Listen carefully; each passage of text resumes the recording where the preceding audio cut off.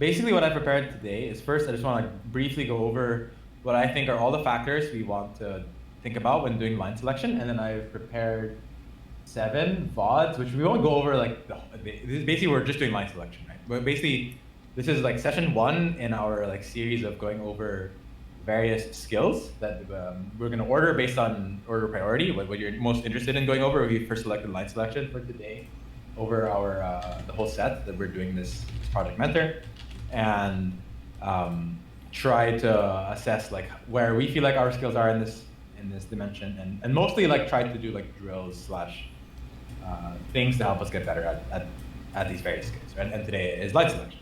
Yeah.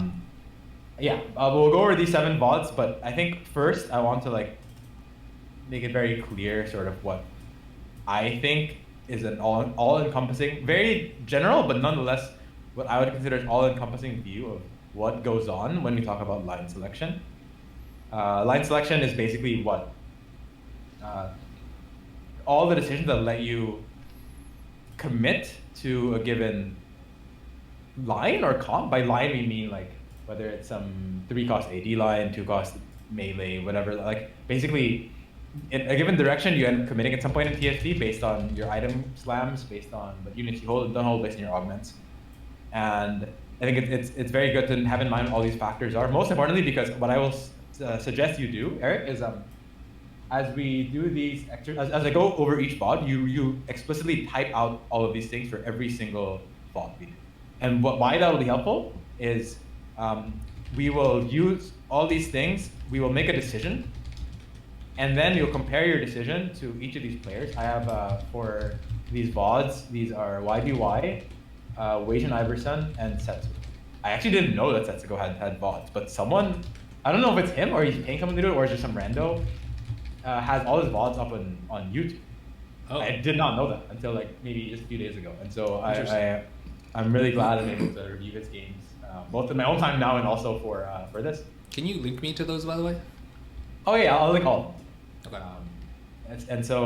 But yeah, basically for the factors that we'll want to talk about for each position, each scenario we'll see someone in, to determine like what all goes into line selection is, and if you feel like there are other things that that are not covered here, feel free to bring them up. But basically, this should be all encompassing. What portal are we in? How much gold from the stage 1 orbs? Because this varies, right? How many items drop? Sometimes 2, sometimes 1, sometimes 6 of scenarios. What units do you have? We type all of these out. What are others likely playing? In some scenarios, you'll notice, especially Setsuko on these games, is barely even looking at this, whereas Wasian Iverson is looking very closely. So this top players will do very different things here. Even if it is very likely correct to look at everyone, and it's also possible Setsuko is like streaming and not operating on, but nonetheless, this is definitely a factor. Strength of other boards, which again, if you're not looking at this, obviously you're also not looking at this, but this is also a factor, right? If you're playing, for example, a combat scales based on last hits, then if you see everyone has stone plate Warmogs, you don't play that line on 2-1, for example. Your items, obviously, your augment options, obviously.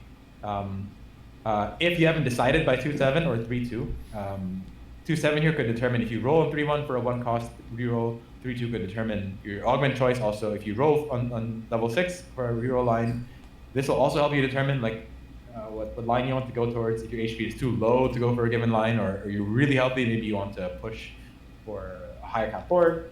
And then I added these two because these are more like meta things, but nonetheless, these really have to factor into your decision making as well. What are the A tier builds right now? This is important because there'll be situations where you don't have the best opener for a given line, but you look around, no one's playing it. Fuck it, you are playing the S tier line because it's open and because it's S tier. /A. I mean, maybe some A lines are like close to S tier as well. And then this one, I feel like you kind of have to know, you kind of have to consider as well, because these are independent of all of these things. Do you have any broken combos? For a very good example of this is Prismatic Pipe in the current patch. You just always take it. And when you take that, you start to lean towards things that like artifacts, that like support items, as an example. Other things could be if you really think that if you have an opening Nunu and you have like cooking pot, for example, then maybe you really and you think that stacking cooking pot HP on Nunu could be something that's broken. You go for that even if like maybe your items are a little odd otherwise, or maybe you're contesting. But yeah, anything sort of you feel like was missing here, or anything not clear?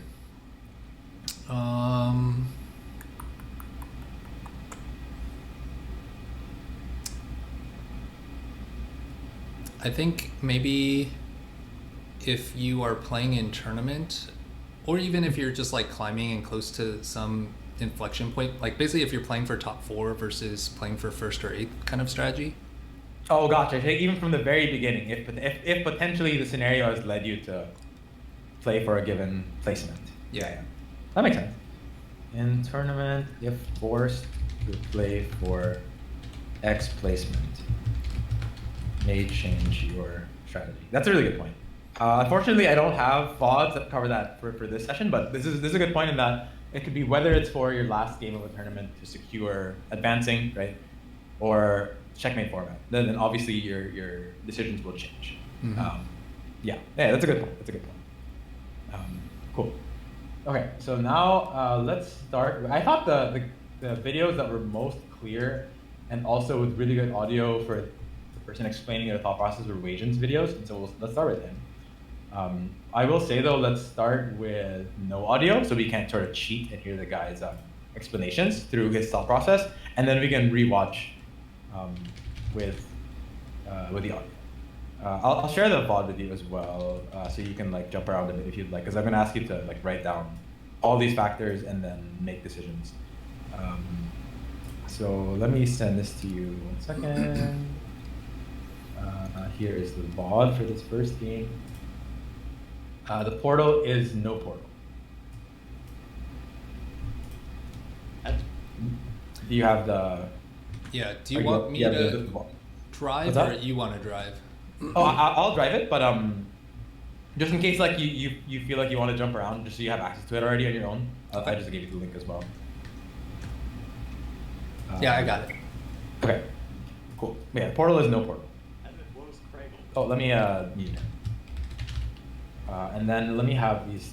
Sorry, let me just pull this this one tab of line selection factors to the side so I can like make sure we're writing all this stuff down.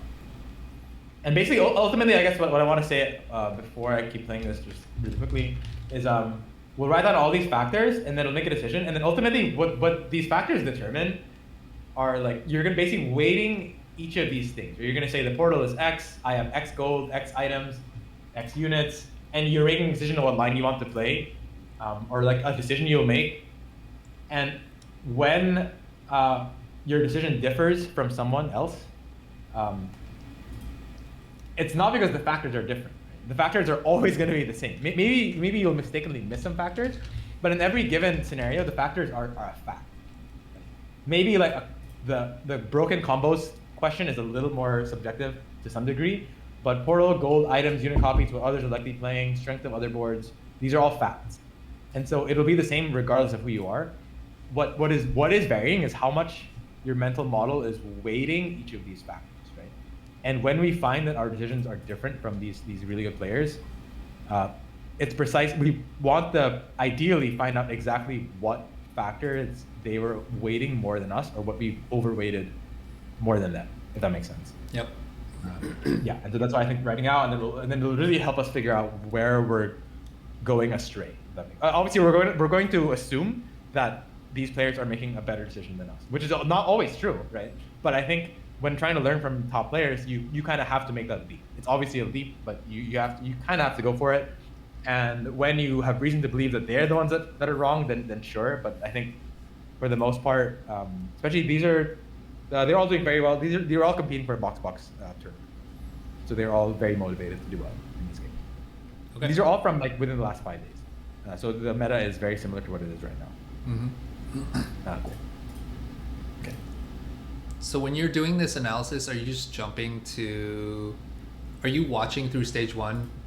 Or yeah, I'm basically watching through stage 1 until augment, and then basically until they kind of what looks like a commit. And then once they do what I would view as a commit, then I kind of jump to the end, see if they actually did commit. If they didn't, then I start to jump back again and watch even more. But usually like if you're getting it mostly right, then you'll see, oh, okay, he slammed his. What's a good example? He took Silvermere Dawn and is clicking on Violet and never leveled. I mean, at that point, it's kind of obvious already what he selected, and at that point, you can kind of jump to the next bot. I will also say I watched many more bots than this, and I tried to filter out the games that are super obvious. Okay. And I went through the full exercise. I didn't like jump ahead, and I like went through the full exercise for several VODs of write down all the stuff, and then eventually I got to 200 and be like, wow, this is like a really boring video, whatever. Like I'll just throw this one out. Okay. Yeah. So here it looks like even Trist reroll could be an option if he gets dropped like sword, bows, glove. Yes, and in fact, I will spoiler you in that as soon as it's dropping. I mean, it's not really spoiler, but like he even says, I'll play it with video because it doesn't matter that much. But he doesn't play the Trist on board, so I guess he's not thinking that. He just got it on right now. Oh, okay. He says, "Where's the audio?" I can't hear what he's saying. He goes, Urgot game? Oh, okay. But yeah, I mean, he's really thinking about these units. Okay. Any decision point here? So Conqueror starts just strong to get that 2 gold. He has the... I mean, Lux... Is that Lux pair? Lux pair is just overall strong. Yeah. And given that he's not putting the Tristana on board, it seems like you'd value Lux pair over the Tristana. Who would you hold over Tristana and Urgot? I guess I would wait until item components, and if item components can lean towards Urgot Tristana, then keep them. Otherwise, sell probably Tristana and then buy Lux pair. Why Tristana over Urgot? Urgot's a pit fighter, so at least he can pair with Draven. Yeah. Cool. That's good. Would you have played Tristana there? Just to get stacks in case that's an option? I think it's viable. The one thing is it forces you to sell the Urgot if you drop no gold. I'm actually not entirely sure the rules on how much gold. I think you're expected at least 2 gold here. I'm not entirely sure actually. I think there's a chance you drop a component and no gold. So it would be annoying in that you'd have to sell the Urgot to buy the Lux pair. So I think it's close, but I don't think either way is wrong. I think putting Tristana into stack is actually probably slightly worse because it forces you to sell the Urgot to buy the Lux pair, right? And I think probabilistically, you only really care about Tristana very precisely if you drop like Sword Glove. At least in my mind, that's how I feel about Tristana and opener. But whereas you know for sure you're gonna have this Lux pair, and you're also gonna have the Pit Fighter to pair up with your Draven areas. You wouldn't hold Tristana with bow drop? I don't think so. The reason being, you want her to last hit. I feel like the difference between Tristana with a full like AD item on 2-1 with some stacks is very different than not, because a bow doesn't really help her hit the proc last hits, whereas an IE does. Yeah. Okay. Yeah. She might do a lot of DPS, but you really want her to like proc the last hit.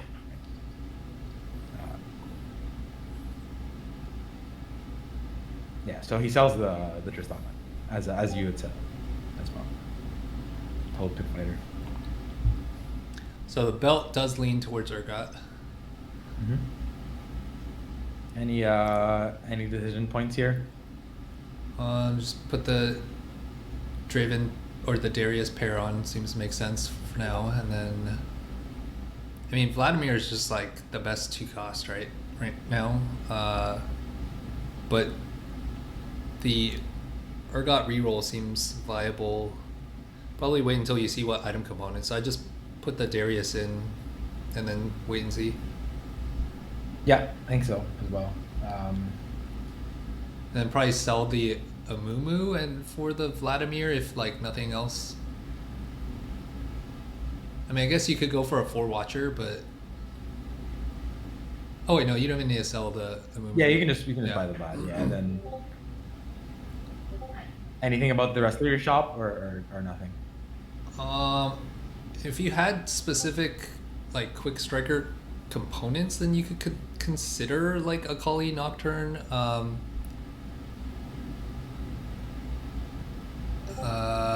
with these components, it's like not really anything slammable. I mean, I guess you could go towards like a Kali Nocturne reroll, but it's not really like a meta line right now, and you don't have. I mean, I guess you have the set and the Vex, so you do have 3 Rebel. That actually might be strongest board right now if you don't hit the Darius 2. It's just. I tend to agree. Yeah, you're saying a Kali Nocturne, just like playing 2 quick strikers. It's just hard to hold them because you kind of like these units you have on bench. Yeah, maybe you could sell like the set Steb Vex to buy the 2, but yeah, I think like, Wasian even explicitly says he just doesn't like that line, which I think most people don't. Yeah, right in this match. But like I feel like you need to so. high roll that line. I actually recently played a line where I did high roll that line really well with the quick striker trick, and I beat out a lot of the meta boards like Camille 3 and Black Rose, like Heimer and was it Malzahar with that line. But I think I was like 100 streaking through like end of stage 4 with that. But I think you have to like hit a Kali 2 super early or Nocturne 2. Yeah, I think with a lot of tempo it can do well, and then with the win streak gold you hit early as well. But yeah, I think from ahead / from certain spots it can be still like okay. Yeah. So if anything, you might want to hold the Maddie if you wanted to go Twitch, but this seems fine to like hold the existing bench. Yeah. Yeah. So then for the right now, like all the factors that we have from what we said earlier are portal is, I said no portal. Standard, was it a standard amount of gold? I think so. I think it was 6 gold. Was it 6 gold? I think it was 6 gold. And then 3 items dropped. Our unit copies, we have a Draven pair, a Lux pair, a Darius pair. Yeah, these are things I would suggest. Like, you could type it out if you want to. I typed it out for my own sheet. And then what others are likely playing. We went over it pretty quickly, so maybe he will show us as he scouts for his augment selection, and also strength of other boards. And then we will see our augment options just in 1 second here. Okay. So I mean, given these item components, I assume and our board, like we're probably not gonna try to win streak, or at least not right now. Why is that? I guess we would need to hit the Darius 2 for that to be viable, and unless you're gonna slam BT, but then you feel like BT is mainly good with like Violet and Camille reroll, which you don't really have any of the units for, which could be viable. I mean, you could go into Mbessa later too, which I guess a Conqueror start could be decent for that. So I guess are you categorizing your board as weak then? And making decisions on your augment, saying that your board is weak. Yeah, kind of. I guess in its current state, I think if we get Darius 2, then it becomes strong. So then, based on that, what augment do you select here? I feel like risky moves, you want to have a reasonably strong board, so you're not like losing too much HP. Yeah, I'd agree. Like if we had Darius, taken his middle one. I'll be completely honest. I don't know. I haven't seen top players take this one as well on 2-1. Yeah. Yeah, that doesn't seem good. And then, I mean, Pandora's items is a delayed augment if you wanted to play a very specific comp, which could be Urgot.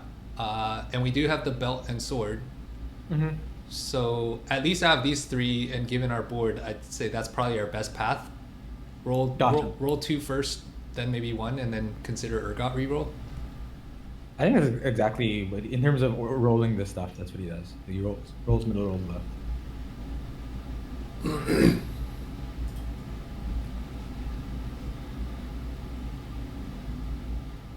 Any changes here now? I mean, Aurelia, at least right now, doesn't seem... the hero augment doesn't seem good, so... Agreed. If we had, like, a Camille or something, then team building seems like it could be viable. I mean, we could still take team building just to go down the Urgot line, though we need a lot of gloves, so I feel like Pandora's is really good for that. yeah, line. Pandora seems better if you want to go down the Urgot line. Yeah. So yeah, I'd probably take Pandora's. I think that's what he does. Yeah. Although we're not hearing his audio, so what are you thinking right now? Right there. Go ahead. Probably. You didn't hit any of the 2 stars. We don't care about lose streaking because we can get perfect items, but I think our board's not that strong, so I try to make 10. If that's possible while putting a reasonably strong board together. Alternatively, what would you sell if making 10? If we're trying to make 10 and play Urgot, then it'd just be like probably have to sell pretty much everything else. Wait, how many? 2, 4, 6, 8, 10, 11 gold. That's not Urgot, although you keep the Steb for Bruiser. So yeah, pretty much everything else. So probably keep the 4 in the middle there, the Draven, Steb, Set, and Urgot. And then ideally you could keep the Darius to like get the 10 gold, or to the 10 stack to get 2 gold. But I'm also trying to think if there's even like another line that's not Urgot that is viable as well. Yeah. Like Kog'Maw, like just something with very specific item requirements. But we don't really have any, like if we had a Kog'Maw, like maybe, but that's more of like an artifact line, I feel like. So yeah, pretty much just the core units you'd want to hold and then sell everything else to make 10. Although it seems like he's already not leaning in that direction.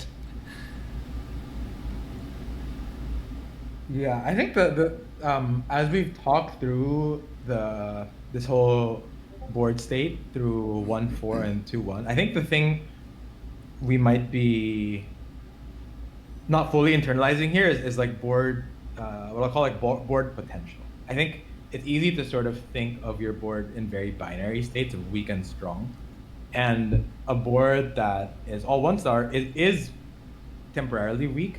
And if you had none of the pairs, then I would just say categorizing it as just weak period is fine. But I think this board, especially now that he's taken Pandora's, has a lot of potential in my mind. This could, like, because he's paired on a Darius and a Lux and has the Vlad, which is basically the strongest opener in the one of the strongest openers in the game, which is Sorcerer Watcher. If he hits in any of these, and honestly even like Lux 1 with like upgrades in the front, you hit a Nami eventually, you hit a Swain, there are all these hits you could hit fine for this board. Yeah, I think it's categorizing it more so as like a board that is currently weak but with a lot of potential. It is a very important distinction. And even now, more so that he took Pandora's, because now he can print a Warmogs or a Shojin very, very quickly here. But I will say that this is with some hindsight because I know what he ends up doing. And I think I also did not fully internalize, and this is part of my learnings for this game, but I didn't fully internalize how, and also I think YBY had a game like this. So learning for both of us, but I didn't fully internalize like the one really strong way to play around this like to play around board potential in this way. But I'll go ahead and play it out. From what I remember, he actually holds all the pairs. This one I did not think to do, but he holds Shojin and Warmogs. Okay, so he's committing to not Urgot. So then he's just playing for like win streak with. So he's really relying on hitting these pairs, 2 stars, and then trying to streak. And then just using Pandora's to help that. Okay. Yeah, and I think this is one thing I've also seen in a lot of good players, and I've started to do it better as well myself, is with Silver Augment, you don't have to really play, like you don't have to view it as like the Augment is forcing you towards a certain line. Like, you can play Silver into whatever, really, into 4 cost, 3 cost, 2 cost. I think being like poor or rich can definitely sway you one way or the other, and that is something that is independent of Augment, and here he's slightly on the poor side. If anything, maybe even more, a lot on the poor side, but he's not leveling as well, so he's not going to be that poor, right? He's staying level 3.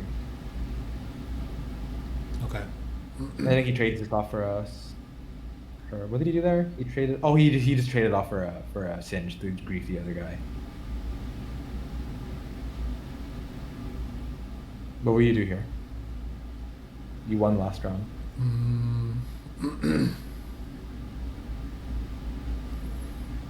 I'd probably level and put in Draven, especially with the Darius 2, probably get a bunch of Conqueror stacks.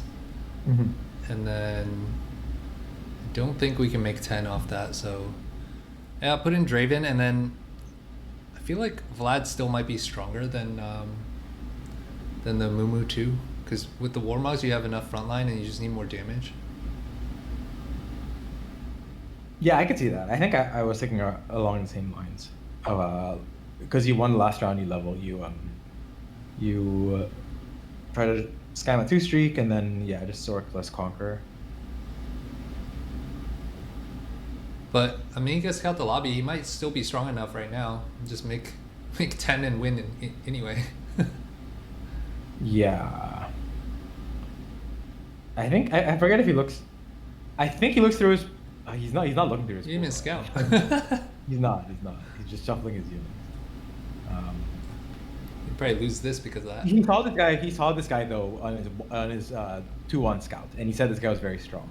And so I know that he knew there was someone that he'd lose regardless too. I don't know if that factored into his decision here to not level, but yeah, he doesn't level. And then here he did say verbally that. I guess at the point that he ends up being more committal, we can rewatch really quickly with audio or but yeah. But at this point, which is why we're still continuing to watch this. I know it's for some people who may already say he's already selected this line here. I don't think so though. Yeah, I think until it's very clear what he's playing towards, that's when you can say, okay, we're done with line selection for this game. I think it's pretty clearly not the case though. He can still play so many things. I feel like it's at least 50% like Black Rose, right? Like the Warmogs is on Garen, and the Shojin is just the AP flex in the back. At this point, yeah, with the Lux 2 especially, it's very, very Like if anything, it's 70% plus. Now it is, yeah. Now I would agree. Yeah, I think these ones are less interesting now, these decisions.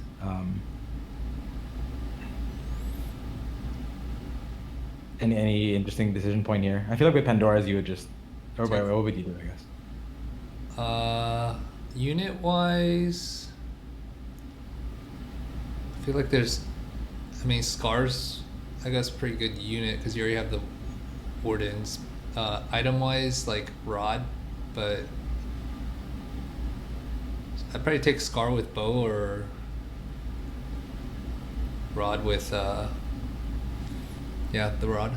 Well, I think you have to take the recost here, because you're Pandora's.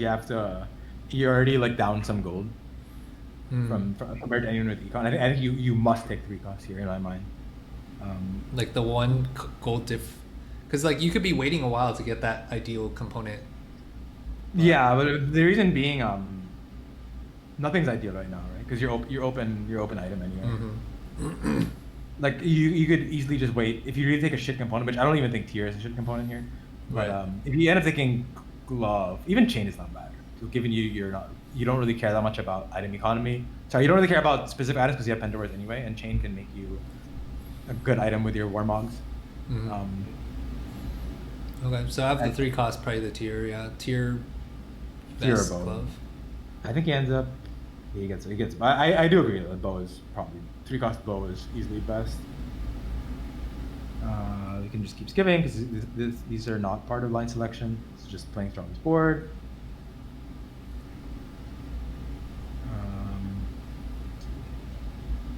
In terms of items, did you do anything here? By the way, that rod, if he had picked the Rod with the Vander, it would have given him easy 4 Watcher next in. Oh wait, but the Scar is the best or better for. Yeah, so that Scar is also Watcher, I guess. Yeah, I guess if the bow is not on a Watcher, then you're right about it. Yeah, I mean this seems like it's just Black Rose. Hey, he's holding. Okay, I was gonna say is like he's still considering Maybe cog. there's cog, but yeah, probably. With the duplicator, I think is and the Garen now is like Now pretty it's certain like, Black Rose. now you're already okay. So this is basically you decided. But I think just to recap, we'll call this game. Okay, I guess. I guess I spoiled the augment selection there by jumping really quickly. But would you do anything different? I guess just like wrap up this this review. I actually didn't see what what happened. So I Okay. I feel like corrosion is just overall not that great. Yeah, especially because you're playing towards mouths, right? Yeah. Bulky seems like it's okay if you're playing Black Rose since you get the Scion and Extra just an proc, extra unit. basically. Yeah. And then Band of Thieves is always good for tempo, and you can like put that late game on a random like Elise or like Mordekaiser or something. So, but here, I think Band of Thieves is probably just gonna be stronger. Yeah, just item and you're win streaking, right?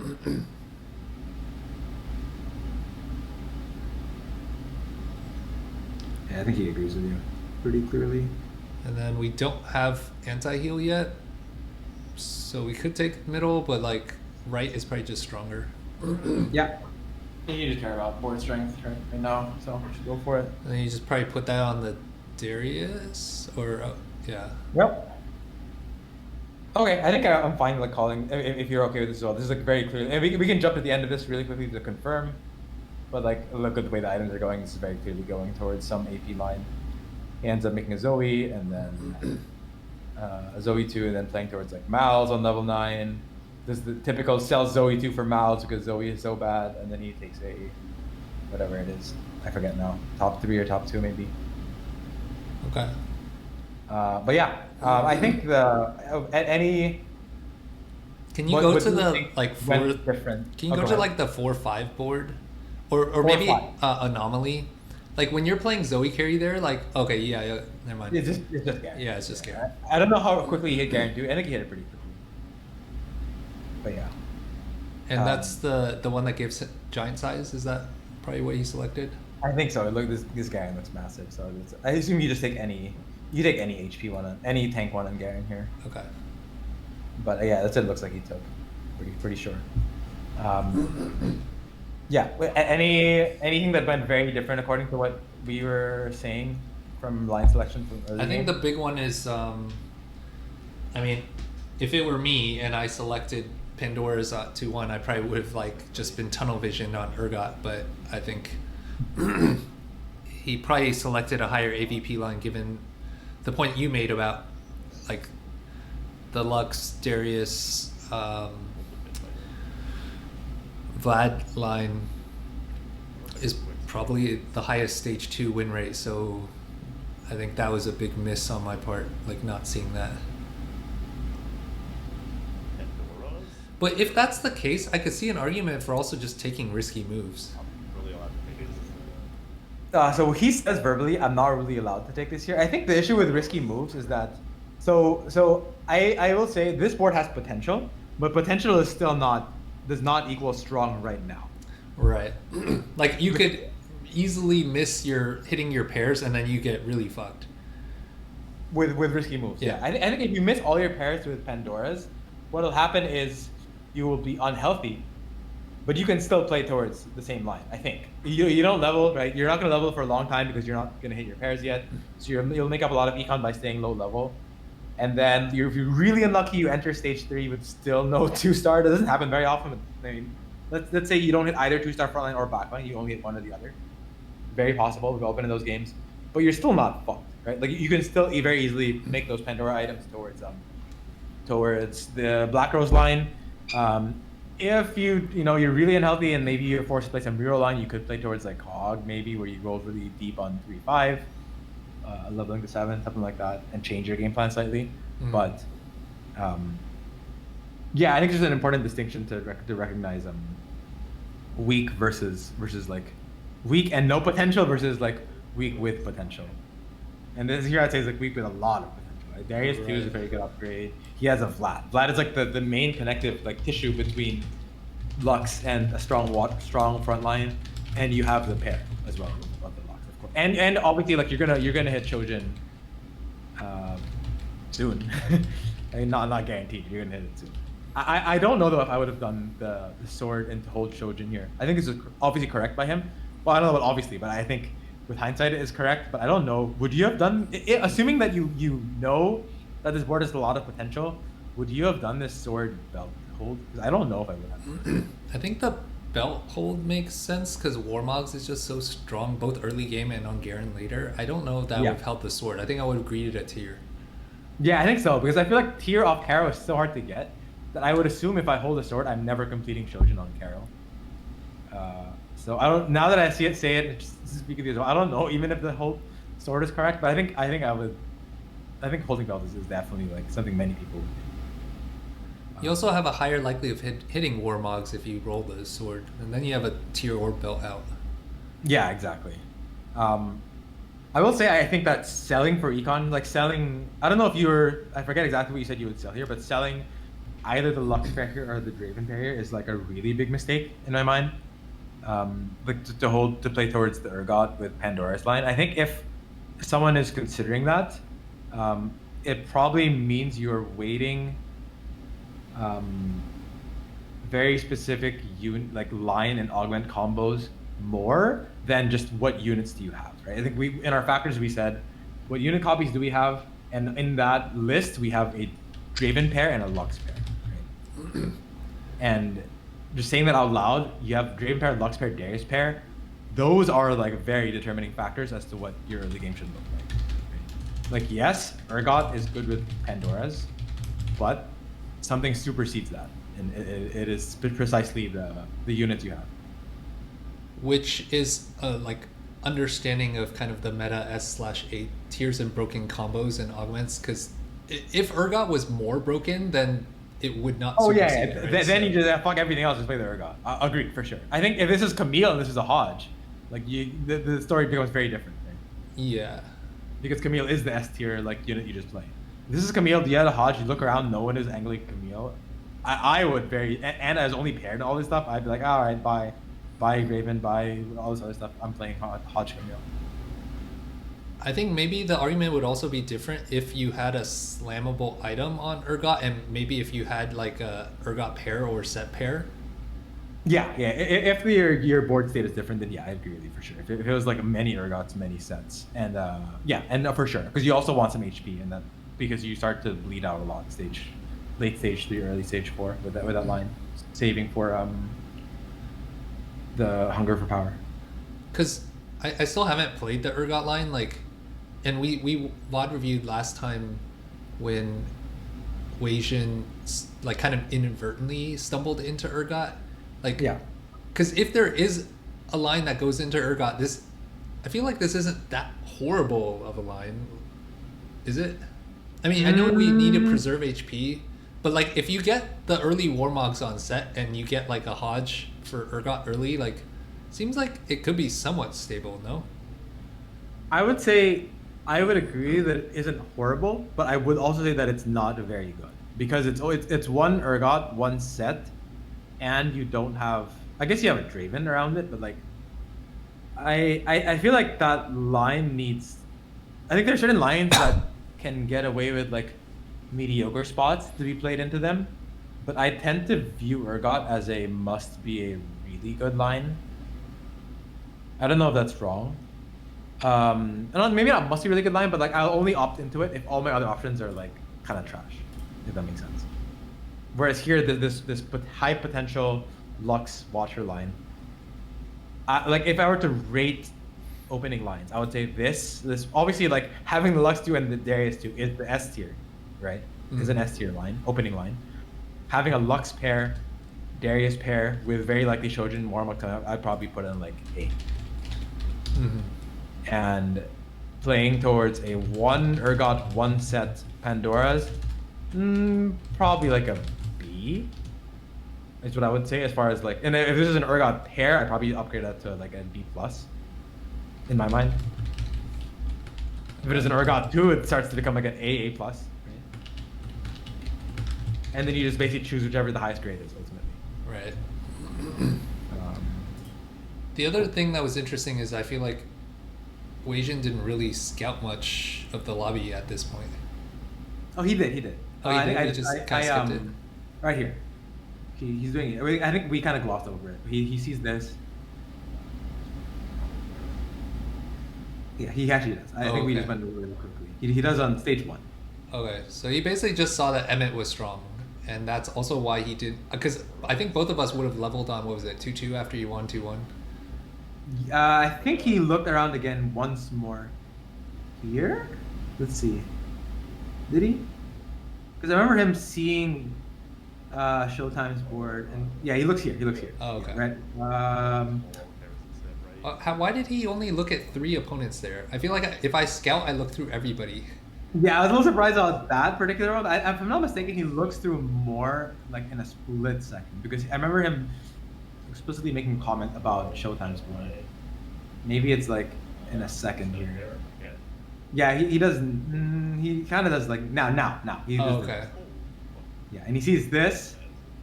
So he does complete his stage 1 and stage 2 scout over everything. He's actually pretty diligent about this, especially because he's tryharding on these. He's not a main like streamer. He's like more a competitor than a streamer, right? And so more of his tendencies on stream are still going to be what you would do when competing, I think. Whereas Setsuko is like, he's very, very good, but he streams a lot, and so like a lot of his mindset is a stream mindset. Right. Oh, here you go. Just to, like further internalize, like it's not me hypothesizing his hypothesis, his board potential. Listen, I don't know if you can hear this, but he says it. I'll put up my volume. Well, winning's pretty good. Like, I feel like I can handle some pairs and make a good board. Also, like, sugar logs. Did that come through? Bits of it. I couldn't quite catch all of it. Oh, yeah. I'll just repeat it then. Okay. He goes. Play it again. Winning's pretty good. Like, I feel like I can handle some pairs and make a good board. Winning is pretty good. I feel like I could natural some pairs and make a pretty good board. Oh, okay. Yeah, and slam Trojan Warbox is what he said. Did he hit both Darius 2 and Lux 2 on 2-2? Not in the same shop. He hit Darius to this shop. Okay. So he also has a. I mean, not that Dex 2 is that good, but like there are some other outs, I guess. But he hits Amumu 2 and Darius 2, and then eventually hits Lux 2 here. Yeah. I see. Yeah. And if he didn't, I don't think it's as big a deal. Like he would just not have it here. If he didn't hit it here, because he already lost his streak, it's not like he is like 3 streaking into a 5 streak, right? Mm. And then let's say he didn't hit here, he probably wouldn't have leveled. That's how it's hard to say, but yeah. Okay, cool. I think that We can is a go ahead good and jump to assessment the of next this first game. Let's go ahead and jump to the next Wasian game. Give me a second. Wasian game 2.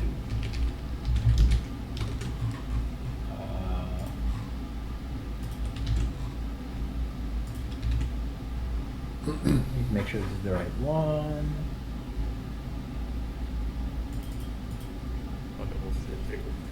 I think we're watching it right now. It's like, Where is this move? Oops.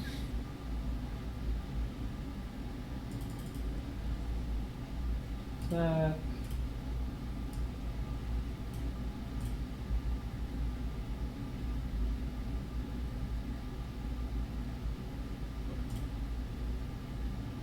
Okay.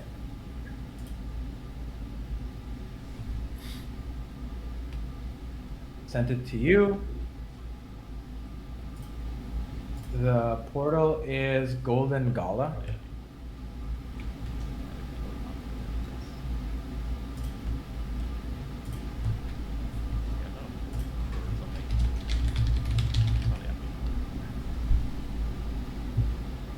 All right, this already looks like a Camille game.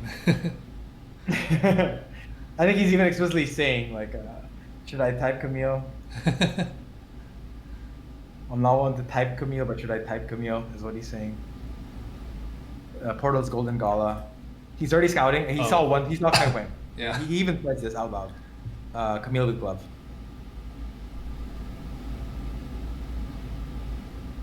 What's your thought on the game theory of like typing it out early? And I also noticed that when you have typed it out when I've been in the lobby with you, you say please.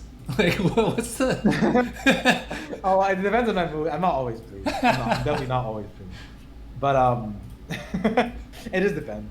I feel like when the comp is super S tier, it starts to matter a lot less. Like Camille, like people and myself included will always opt into Camille if you have a more committal augment, and you have a good spot for it. I'm just gonna click on it because anyone else that has Camille will see me and they know that I'm in. If you're able to prisoner's dilemma someone, then you are in the advantage, right? Whereas if you are like taking an augment that has options, and someone else can prisoner's dilemma you, then you kind of are forced out, right? Does that make sense? So like you want to be in, if you really want to play the line, you want to be in the spot where other people know for a fact you cannot pivot out. Mm-hmm. So that's ambusher crest, that's loot explosion, that is you slam an ambusher crest from like cooking pot, stuff like that.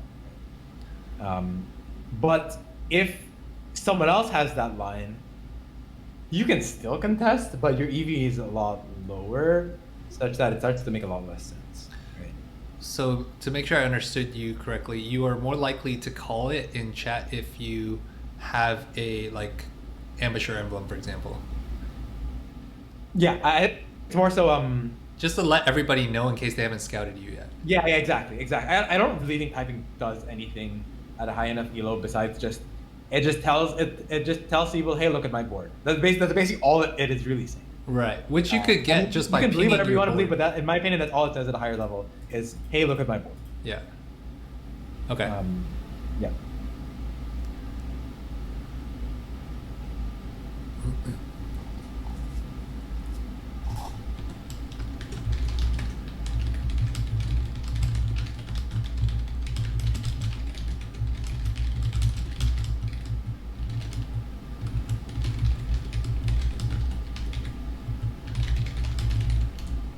Anything you would anything you do interesting in shop here?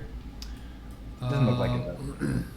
You could maybe say like Tristana somehow, but you can't really buy her is the issue, I think. Yeah. And it's like this is a pretty good Camille spot. Yes, except like except for the other guy. Yeah.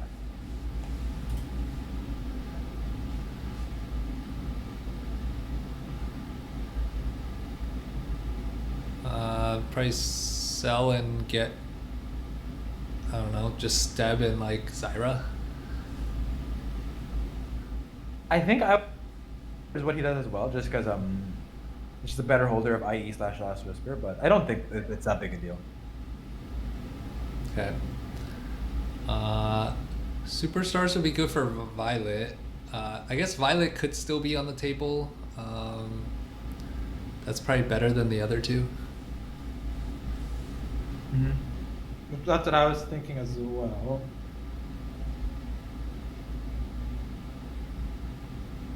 Alright, roll 2, then 1.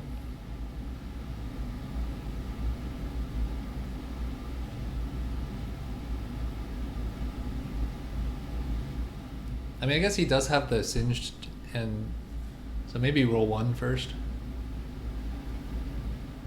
But so someone says Camille, and takes this, and has tier Camille and this.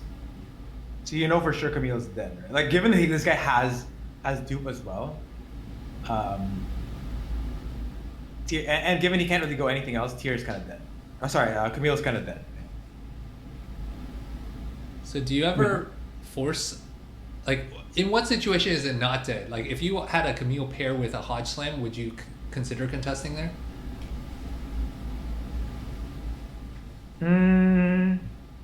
Like, let's say a Hodge Slam with an open glove. Or open tier. I'm just very worried because this guy has the 2 extra copies shuts you out of the 3-star so much, right? That's like my main concern here. I think if he was any other augment, I'd be a little more down.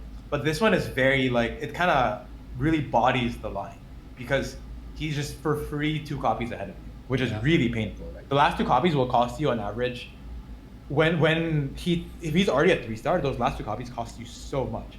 This augment is basically minus 30 gold to all my contestants. Right. which is, I mean, that is so much, right? So I think with this, if I have Camille pair with Hodge, I don't know, I could be wrong in this, but I would still, maybe I still make it, but then you have to, you're thinking about either you really high roll the Camille and you get lucky, or like you play towards some weird, like, there's the Echo version of the comp where you play double Echo too. It's very unlikely though because someone else is playing the line as well. You could try to play like Ambessa or something. You could like try to just play Violet, like other stuff. Okay. But only because this guy, like if this guy had Ambusher Camille as an augment, I am more likely to try to contest if my spot was really good. A two-way contest, an S tier line with a really good spot, it's okay. I wouldn't say that's an amazing line to play, but it's not bad. It's not bad. Given he's not bodying, he's not like removing 2 copies by just having an Ambusher emblem here. And so that line of thought also applies if someone picks like Prismatic Ticket, for example. Like just any huge econ advantage. Yeah, I think Prismatic Ticket is even worse than this. Prismatic Ticket, I have basically never played the line. Okay. Unless if I have Prismatic Ticket myself, then the story starts to change. Same thing if like I really, all my other options were so trash, let's say it was literally empty slot, and hero and grab bag, and I had Camille pair, then I would contest Camille, right? Because at this point we're on the same footing again. Mm-hmm. Yeah. Okay. I forget why he rolls 1 here, but he rolls 1 first. We'll go through his audio here in a split second because I think there are lines that I'm not very aware of that Wasian is more privy to than I am. But then he's scouting again very diligently. That's very. This looks like Twitch, or I mean I guess he had the Bruiser pair. So he sees that this guy takes Collector. Okay. This is probably Twitch. And then he sees that T-Lights takes Collector as well.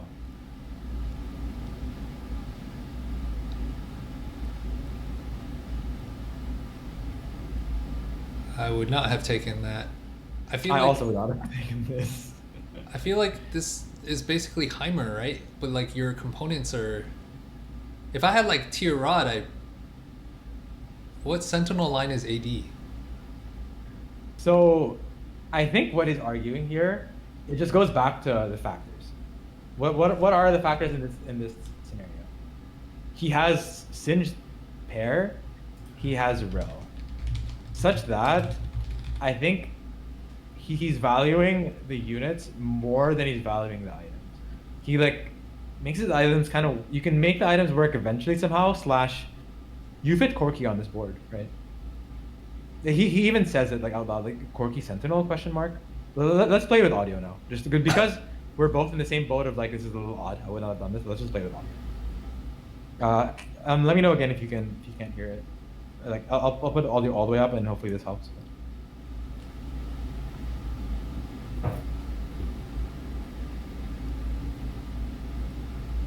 Superstars. Can you hear that? Yeah. Not good. I guess that's a big clockwork into Twitch. That is the line I didn't know. Clockwork into Twitch. I didn't even know that was good. Clockwork into Twitch. Okay, that makes sense. Like probably the 6 Bruiser variant then, because you want more time. I don't know the 6 Bruiser variant without a +1 though, but if I'm not entirely sure, I assume it's just standard like 5 experiment Twitch, or I think I really don't know. But your items look good for Twitch, but yeah. That's what but he's then there thinking. are 2 other players playing Gold Collector. That's precisely why he doesn't go for the line. But Yeah. Sentinel Corki. So he goes Sentinel Corki question mark. I called it. Grab pig. Okay, I mean, I don't think I've seen that. He could have also I don't know why gone... though he didn't consider Violet here for this one, for right. Because his logic as he stated it sounded like, oh, I see a Camille player, I'm not taking Superstar, which to me sounds kind of odd, but fine. Yeah, I feel like Tristana would have also been a viable option with the Sentinels if he had started stacking it in stage 1. Yeah, I can see that as well. But you feel like it's too late at 2-1? I don't think so, but It could have been as well here. I'm not sure why he didn't go for that. Like you just slam IE, play Justana here. Yeah. I'm not sure. Not sure. It's shield dash, dude. Like, I feel like it's terrible. This guy taking collector. Oh, fuck, someone's taking collector. I think he just views it as stronger. That is my best guess. Like, yes, Justana could be a reasonable line, but this shield bash is easily going to be strongest early game. Oh, Right? they hit both with Like you have enough damage with 4 Sentinel. You don't need Trist. Replication is also like interesting here, right? Like a lot of items could also be strong. Like if you get tier, then you could go down AP. Yeah, he doesn't. But the thing is, he doesn't have any AP units, right? Yeah. I think what he's deciding to do here is really just, and which it sounds like we're not doing as much, is just factoring in the units that he has. He has no backline pairs, right? He has a Singe 2 and a Rel 2, and so he's just. I think he's abusing. He doesn't even have 4 Sentinel. He only has 3 Sentinel. But, yeah.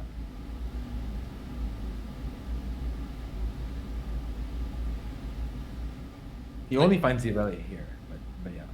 In general, he's just valuing stage 2 like HP preservation and trying to play for streak more than I am, or maybe you are. I don't even know if it's playing for streak necessarily, but he's just like playing around the units that he has. Because I don't know if you're thinking of like truly streaking here with these items, but it does lead him to like having like I given this augment selection, I would say it's very difficult for me to imagine him having a really shit board, really shit HP by like 3-5. I would still expect his HP to not be shit, because these sentinels will do damage, will kill units, and yeah, his HP is not going to be shit. It is how I view this line. Like this board he's playing against, it's not that strong, but it's 2 items, and he rolled. I didn't maybe just know the strength of this shield bash thing early game, but I mean I don't think he 5 streaks, but like look at the damage on the right. Everyone's doing a lot. Yeah. And he also, I don't believe he checked what the academy was, right? No, so he didn't even check it. So he wasn't even. Oh, now he checks it. He wasn't He's even trying really. to check. Oh, he sees it there.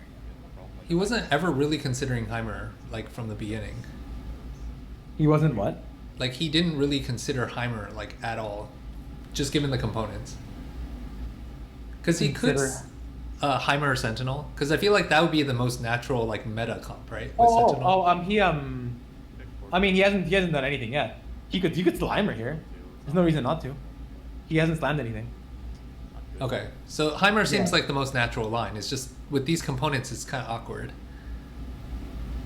Yeah, I would agree with you. He wins 2 rounds now.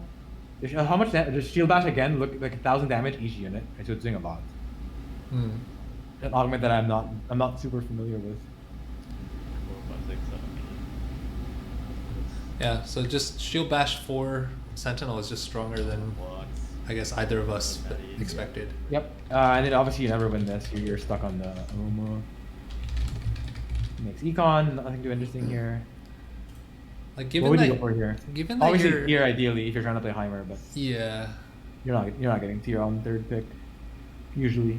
So then like Rod or just some frontline like Vest first. Well, yeah, actually Vest for Steadfast because the academy was Steadfast, right? So then, but probably Rod or Vest. Maybe Belt. What about now? Probably Rod. I mean, I guess Vest is gonna be stronger right now, but Rod is what you, like your item components are so screwed late game if you don't pick like Rods and Tiers right now. Yep, I tend to agree with you.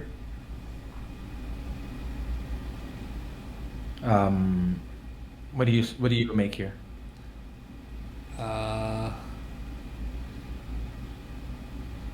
Probably.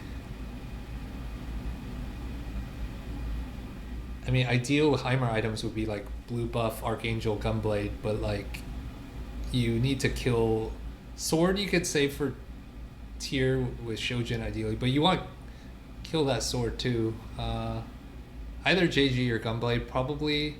I mean, Gunblade is actually quite good with this Sentinel setup, but it's kind of weak because whoever's carrying it probably isn't dealing that much damage right now, so probably JG. Probably JG. Yeah, I mean, I see your, I understand why you have some hesitance, because like it feels like neither are good, right? Yeah. I mean, you slam GS? I don't think so, right? I don't think so. He's thinking he's considering Rage Blade, because it's the best item right now. Rage Blade towards. And he's saying, can Rage Blade Heimer be that bad? That's what he's saying. Oh, seems like it'd be pretty bad. Let's see. And he goes, Gunblade is too good in Sentinels, he just makes Gunblade. Yeah, okay. Yeah, Gunblade makes sense. It's just not strong now, but you gotta slam something. Yeah. And he wins this round by, like, look at this. Okay, to be fair, he has 2 2-stars now and 4 Sentinel. But like, his opponent's board is like not complete trash, 100 streaking, and he just rolls it. So like, there's a lot of strength really in this the Sentinel board with Shield Bash. I mean, obviously it's not gonna compete with someone that has taken an item augment, but like you're probably second prior, right? So assuming you all have the same upgrades, you're weaker than any of the item augment, but then you're second strongest behind all those players.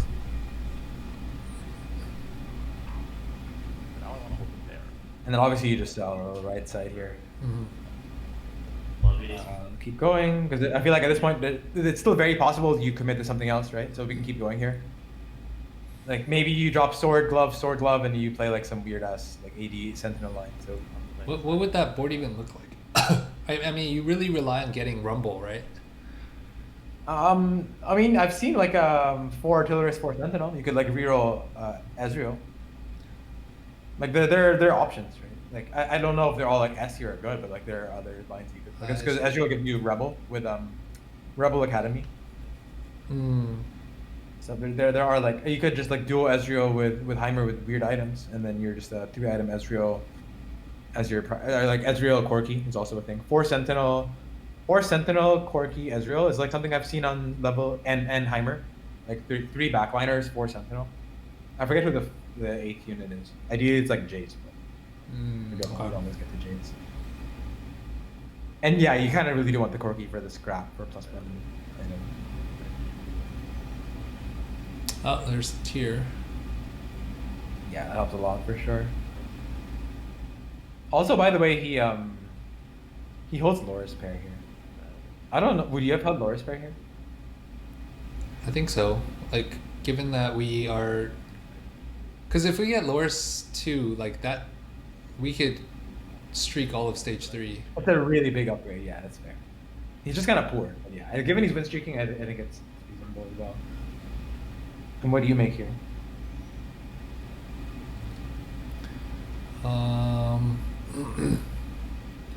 Yeah, red buff makes sense, and then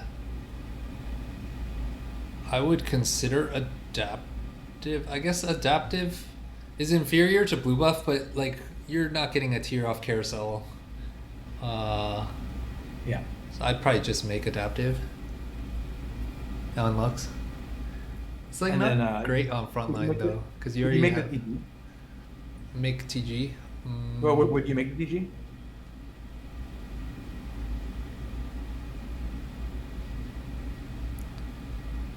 I think if it makes fight diff, yeah. But probably not by default. Yeah. I think he goes for red TG open tier open cloak, which it's better for his item economy, right? By doing this. Because like now he can have frontline item here, and like if you made adaptive here, he is obviously stronger right now, but adaptive really doesn't want to go in your frontline in 6 Sentinel. Yeah. Because it just gives you more of what you already have. Although the slam might be fight diff here, right? Yeah, for sure. Or maybe he just wins anyway. It's super close, so I think you can easily argue that it is. Yeah, I that think seems it- like fight diff. I feel like that would have been worth preserving streak for that. I don't know. What do you think? I could see it as well. I'm not sure. None of these seem good. Yeah. Roll everything. Oh god.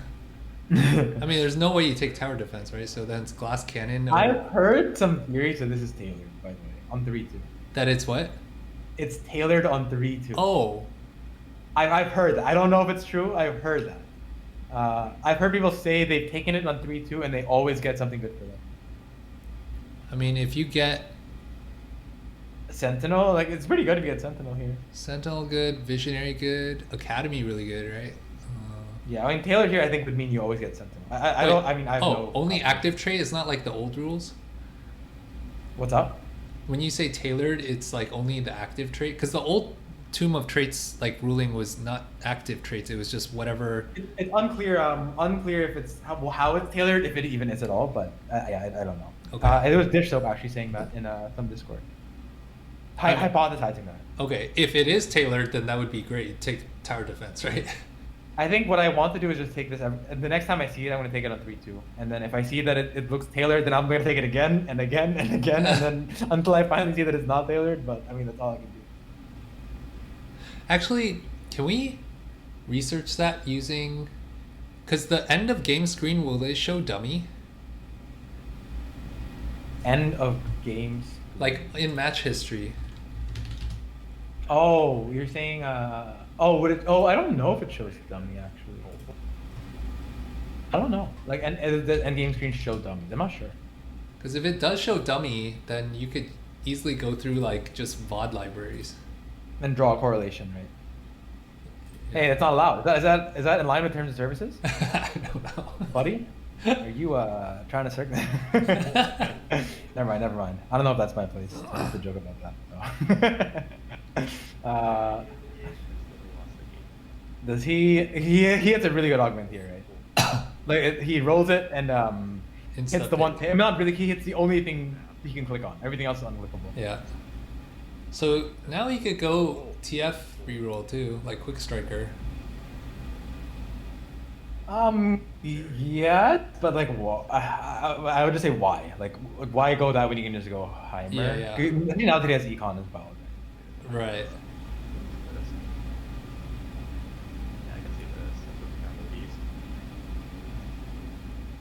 I guess it also depends like how contested Heimer is. Yeah. I wasn't sure here if this is stronger than TF Nocturne, but this does beef up his Aurelia a little bit, which is nice. He loses to Singe 3, and then I'll just keep going. No decisions here. Obviously, you want blue buff here if possible. Does he get it?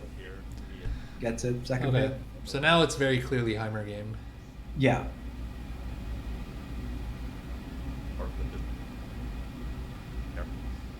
Keep going, but yeah, now he basically has decided, right? So I guess as far as line selection is gone, we already know the game is gone. We can just very briefly look through how the game actually went.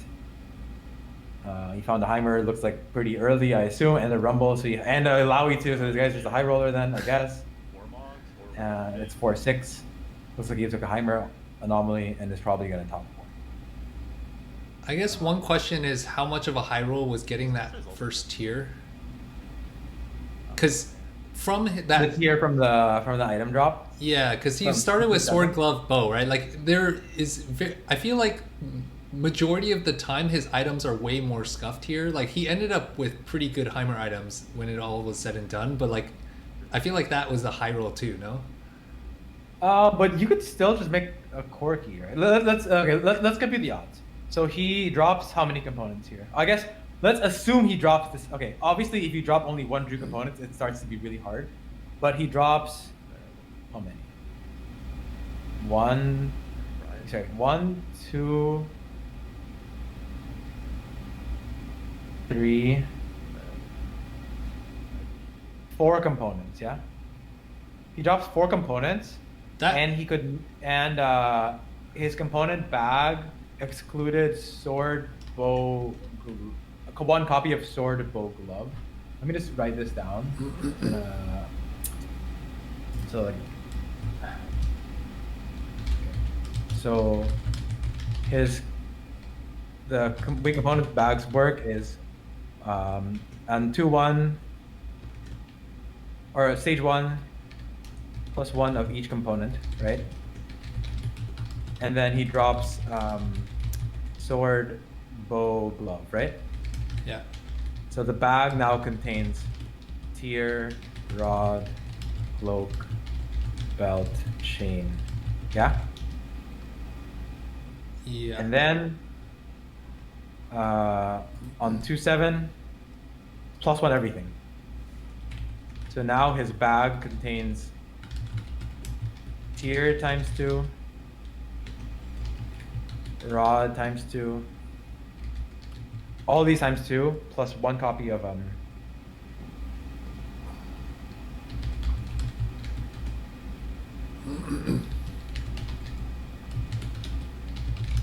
one copy of sword, bow, glove, yeah? So now he's dropping 3 components, right? Four components, right? Oh, he drops 4, he drops 4. Although that 4 components is non-standard, right? That's already like kind of a high case. Yeah, I'd agree that's non-standard. So let's say he drops 3 components, which is like a little more standard, right? 3. What are the odds that he gets? How many components are these total? These are 10, 13, right? 13 components. Yeah. So the odds that he drops tier is what? It's sorry, how many are these? There's 13. So 11 out of 13 times what? 10 out of 12 times 9 out of 11, right? 1 minus all this. Yeah. In order to get a tier.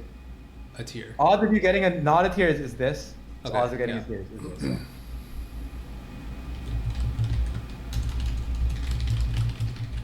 .4. It's not that high roll. I mean, yes, you can get fucked, but like, it's like slightly less than 50-50 to get it. And if you don't get the tier, you probably get either sword or cloak to finish off the tier item on 3. But you don't always get a tier on 3-5 as well, I guess, is the other thing you're probably saying, right? Is 3 item component standard like here? I really don't know the logic for how many item components you're expecting. I feel like sometimes you end up with 1 or even 2 here, right?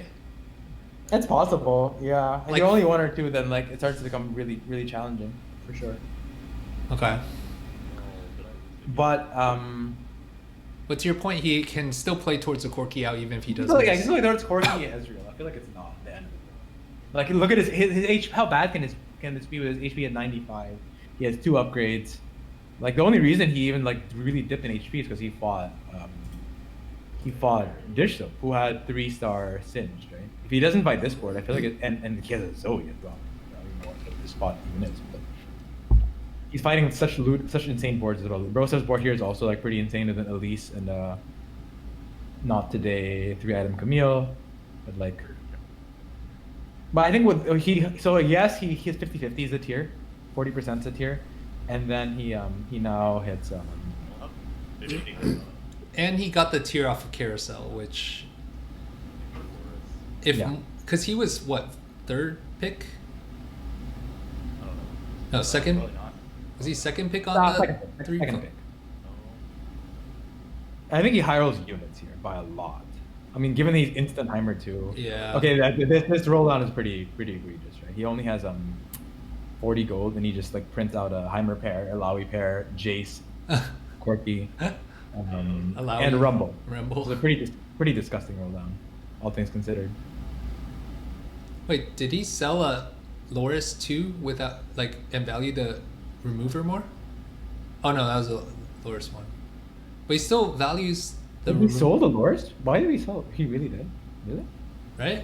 Hey, that was a pretty good roll down. Oh, he did. Yeah. Why did he sell Loris? He values the remover more. For He has 3. yeah, that's surprising. Maybe he wants the remover for the TG. Maybe. That's still very surprising to me. I would always dream over there. Yeah. He'd have Loris too here, What? but I guess he's just not playing Loris.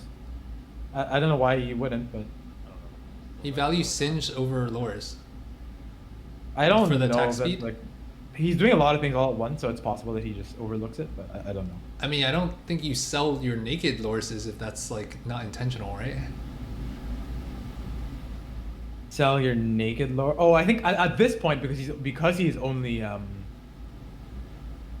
Loris 1. I think selling the second Loris is now like not even really a decision because it's definitely Singe 2 over Loris 1. Yeah, but you aren't It's even more so able the to first make. Loris. I'm not sure. You're not able to make econ, so why not just hold a Loris 1 on your bench?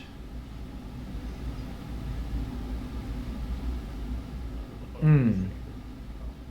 Does he not make econ here? Oh, I guess he's not, right? Yeah, he's not making econ anyway. Like he very Right. intentionally sells the Loris 1, and he can't make 10 anyway. Maybe he does like Singe more than. I mean, Singe does give the attack speed steroid. I still Yeah. thought Loris was worth playing on this board. And he had Maybe, you know, he had a He pair. didn't even buy that other Loris. So it looks like he doesn't like Loris. Yeah. Probably not. Probably not. Yeah, I guess he just doesn't like Loris. Then. He's a Loris hater. I didn't know that people really didn't like this unit in this line. I don't know if that's true. Maybe it's just him, but I don't know. I mean- I tend to still, when I play this line, play Loris. But I do see that Singe giving you an AS boost is insane.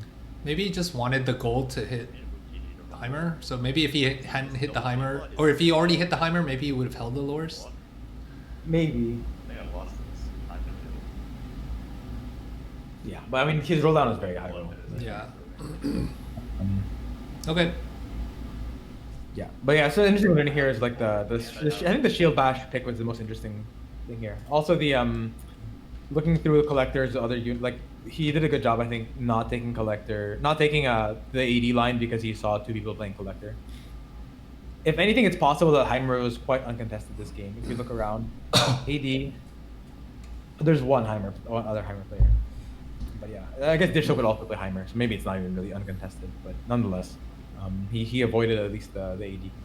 Yeah. Cool. We can jump to a. Wow, we've only gone through 2 games. I guess we don't have to go through all of this, but nonetheless, Yeah. depends on how interested you are in going through all of these. But let's go over at least one game from each of the other players. Let's do one Setsuko game. Okay.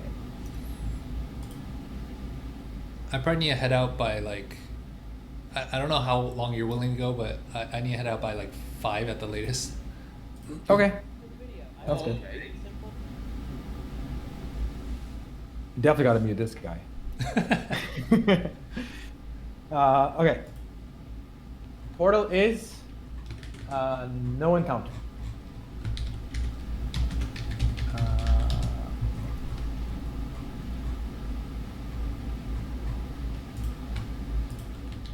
In his audio here, he's listening to a YouTube video of someone teaching how to have an Australian accent.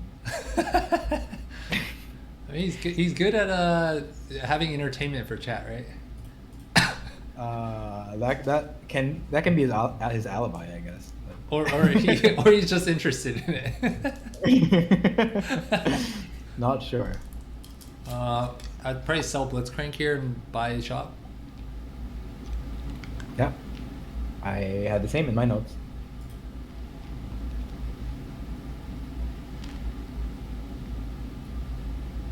So this looks like it could even go towards Twitch right now with that glove. You have 3 experiment, or like just standard. Oh, Conquer.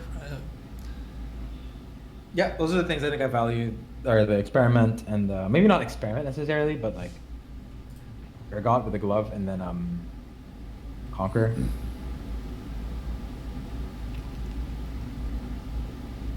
Just buy the movie. You don't have a Draven though. Like, I mean, you just always play around Conquer. Conquer early game with gold is always so good. A little surprised he sells Morgana pair there, but Yeah. like, what else are you? You're not selling anything else here. I mean, I guess if it's a tier rod, you keep the Morgana pair. They're just not very strong in this patch early. It's just like it's a trade pot for. I mean, it's nice to have 2-star, but Oh, I don't think not having Morgana here is like really annoying, to be honest, because Morgana is just such a bad unit for killing units. But like that would definitely be strongest board though if you get a Morgana too, right? Like.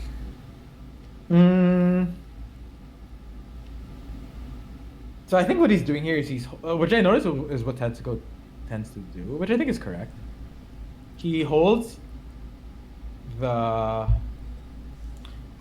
units that help you go to a line more. Urgot, for example, goes to a very specific line, which is Urgot, right? Obviously Morgana does as well, but like the reason that you will play Black Rose is not because you have Morgana 2 or don't have Morgana 2, right? Usually. Like the reason you play Black Rose has more to do with like you have econ is probably the biggest thing. Mm-hmm. You have AP items. Like, you could easily play Black Rose even without the Morgana. And so I'm not arguing that it would not be strongest board to have Morgana 2. I'm just saying that I noticed that he tends to value holding committal things, which is what this Urgot is. Which is like the inverse of what we just saw with the 2 games of Wasian. Is that true? I don't think he ever sold things. I don't think he ever like didn't hold committal things. I don't know if he ever showed us that exactly. He did hold units that were strongest, but I don't think he ever did it at the cost of units that were committal. I see. Does that make sense? Yeah. Yeah, I don't know. If push came to shove, would he have held stronger units at the cost of? Also, it's not like he had Morgana 2, right? It's Morgana pair, to be fair. But yeah. So would you have done the same thing? You would have pre-sold the Morgana's pair before you even saw the components? No, I would not have valued Urgot as much here, but you'll see what happens. And I think I'm slightly wrong with my holds on stage 1 because of that decision. Okay, we have no scrap. I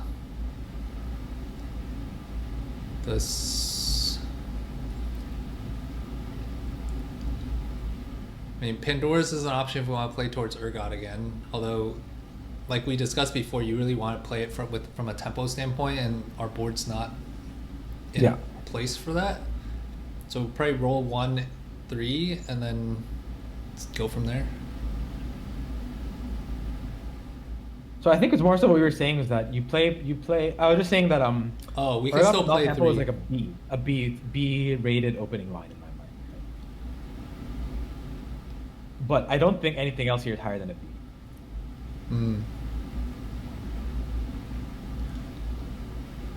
Okay, so 1 then 2. I haven't played Build Diff at all this. I haven't either, and I think it's a tempo thing, and you get to 4 costs / 5 costs you can do well, is what I've heard, but I have not played it. So I actually would have taken Scapegoat. Yeah. You already knew what he's about to play. I would have taken Scapegoat here and played towards AP Flex. But, and I think I'm wrong. I don't know if that's true, but I think I'm wrong. Because this isn't that much econ. And again, he's playing around the units that he has. He's playing around the Urgot. And he's basically already committed here.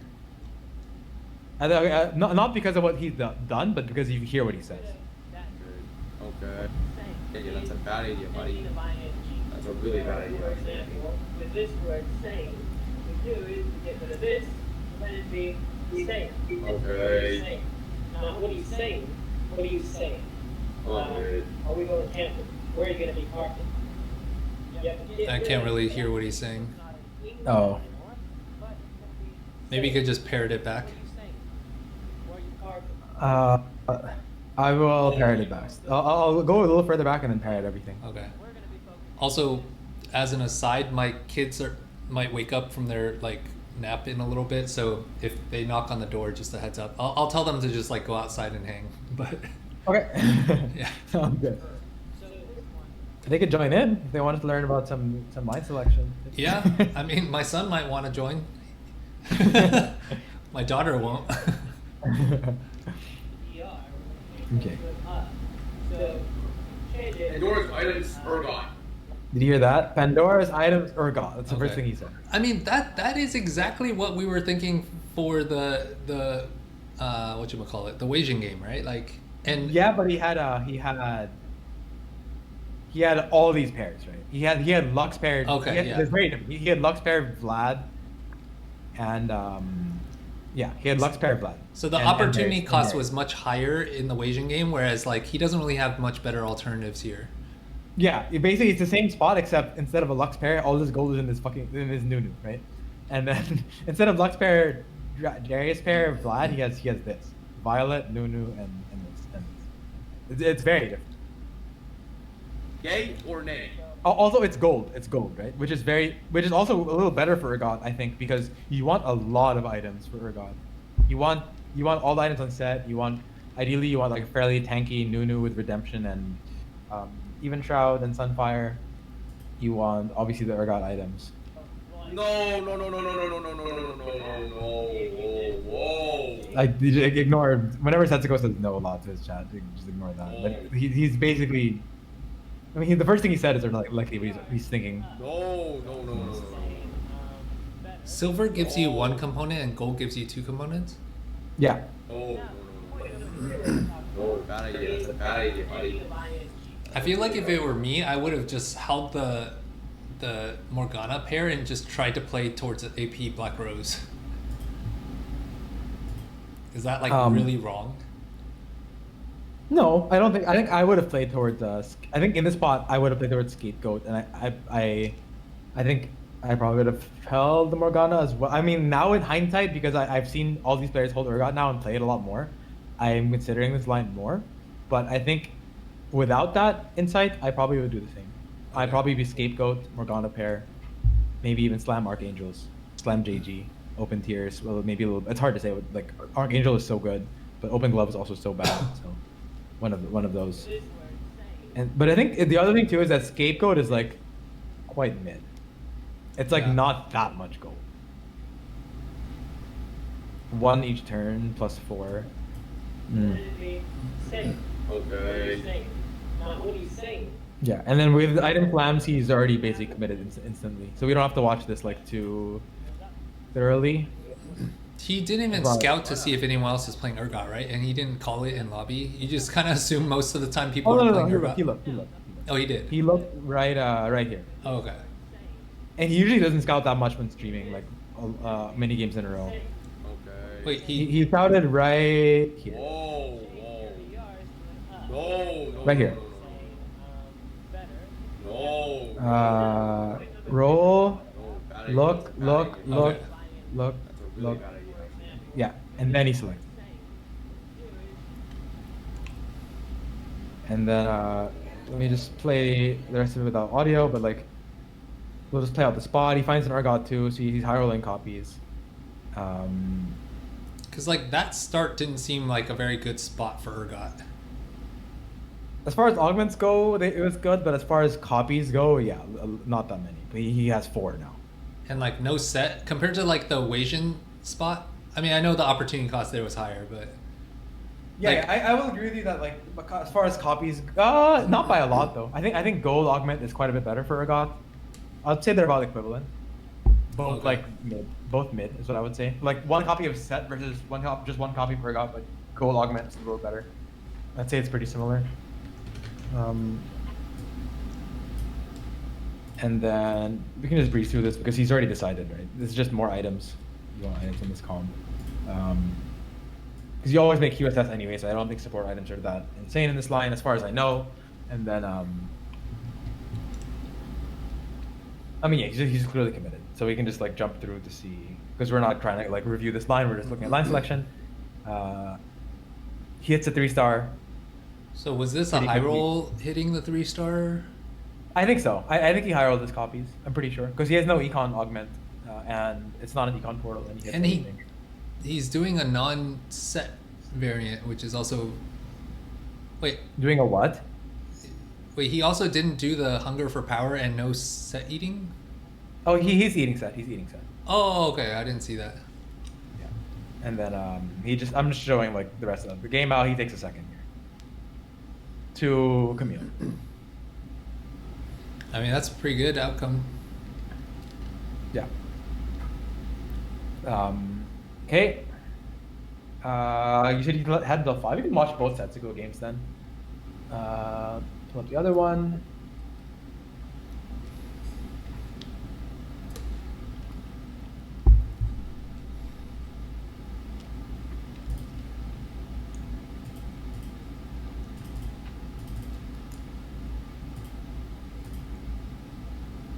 Send this to you.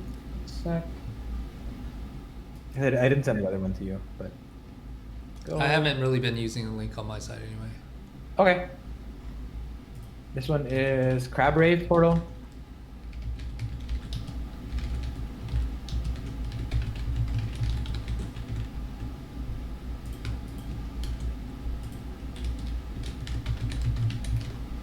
What would you play here? It's pretty good for Camille if you can find a Camille copy. Just hold the the Smeech and the powder, yeah. yeah. Like, I guess you just commit the. I mean, these, yeah. Sure. I mean, I guess the main question is, do you make 10 by selling Smeech? And I think probably not. Let's see. I guess it could depend on components. Yeah. So probably not with the glove.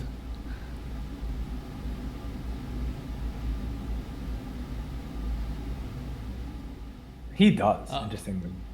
I can see the argument for not, but he does. I guess if you have no Camille, I don't know if that's the reasoning. You just don't have Camille. But I think Smeech is pretty good, but he opts to just make Econ here. I guess my thinking is that he has potential for the DPS unit with Maddie pair, but not entirely sure why he sells there. But I don't know if it's necessarily wrong to not sell. But Yeah, that's what he wants. probably buy the bruisers and put in a bruiser. Yeah. I mean, and then you hope for Maddie too and Steb, that kind of opener. Yeah. So most likely this is angling Twitch.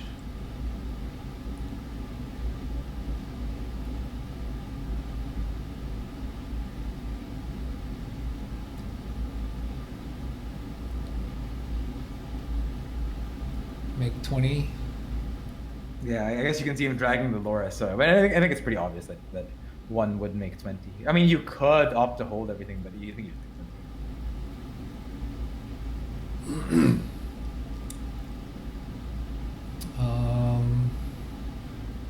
Not clear mine. Rating gold's just better, right? And then you don't have any scraps, so roll the left too. I think so. I think Clear Mind can be better than Raining Gold if you already have a bunch of 2-stars. Like, it's more gold ultimately, especially because you already have a bunch of econ. So like Raining Gold, you'll get the 50 pretty soon. But given its Crab Rave, yeah, I think I don't like most of these, all of these probably. Right.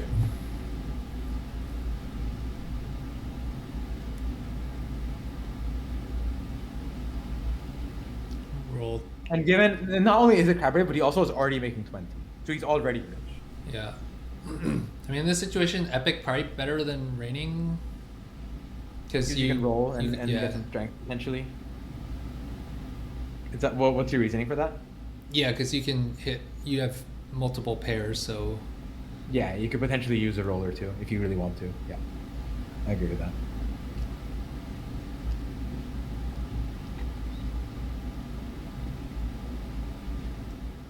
He's counting a lot less than Wayland. what is he doing right now? Is he just thinking? He's thinking about top of the scrap heap. Oh, He's saying it the chat like, is this takeable? Or is it not?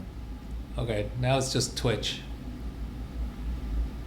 You take collector, you play Twitch. I mean, I guess you could play Kog'Maw, but you don't have Kog'Maw. You don't have Rod's tiers, so Yeah. probably Twitch. And you don't have like a 2-star frontline with tank components. Yeah. Yeah, I think especially because he already made so much econ, he gets to 70 super quickly here. But he also didn't scout, right, before he picked that. But like Nope. you said, he's streaming, so. Is this always Twitch, by the way? I guess it could still be Camille. What else could it be? I mean, I guess it could be Corky too, but that seems like more of like a A or B tier line. I actually didn't know this, but I'll pull it up. Am I missing something in the stats? So with Twitch, this is very good. Mm-hmm. Minus 0.6 is insane. With Corky, it's also really good. Yeah. They're both 4.0 average. So it's just really good into either line. I assume that's why he doesn't care that much about scouting, because you can play into either. Right? So maybe, I'm sure he would still scout if he was like actually playing in a tournament, but that's probably why he's down for doing it on stream. It's just like whatever, collector's fine into either. It's not horrible into Camille, but it's not that amazing, I don't think. And then yeah, I think Cog is just worse because of your glove. Yeah, you have glove instead of like a bow or rod there. And now you just make an IE and then you're in a pretty good spot. Assuming you know that Corky and Twitch are very good with this item. Yeah, it's just with this. Oh, I guess. Is a Camille now though. Oh yeah. I mean, given that you have the Bruiser opener frontline and the sniper, it seems like it much more naturally transitions into Twitch. You could go Is that into. true? He has Trundle, right? Trundle is also a scrap. I feel like it could be either. I also Bruiser doesn't really. I don't know. I don't tend to view Bruiser. I guess with Nunu you have Bruiser in the least. I guess that's fair. I just don't typically think of like Bruiser unless you have Bruiser +1 as being like a very. I guess Sniper. To be fair, Sniper is like a Twitch thing. Like you already have Maddie too. You can just remove it and play it. Yeah, that's fair. Holding the Camille, sells this, so like he's still like sort of keeping Camille open, I guess. Someone else had an Ambusher augment there, right? Oh yeah, so he's probably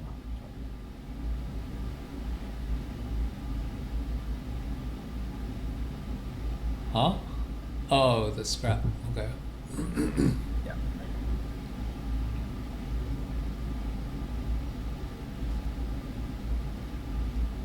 Okay, I guess given the GP drop, then Corky is more viable. Mm-hmm. I think so as well. Does he sell here for Econ? I wonder. Oh, just Camille. Oh, because he procced 1 gold, I think. So, yeah. Sells for Econ, and then here this one's obviously IE, right? Yeah. Cryo. Even 1 cost, you just take it because it makes you gold back. If not IE, then Warmog I don't think so. or Even Shroud. And if, assuming you're committed to scrap, then it's not Warmogs. But I guess if you're not committed to scrap, then the Warmogs is probably strongest. Maybe Sunfire is also okay. Not really in scrap though, because you get the Rumble. I'm not sure what his next item here would be. Maybe Bow. Even Shroud is also okay. Yeah. I think you really, really want this to be IE, right? Otherwise your collector Yeah. feels kind of worthless. Yeah, I'm just saying if we didn't get the sword, like what would...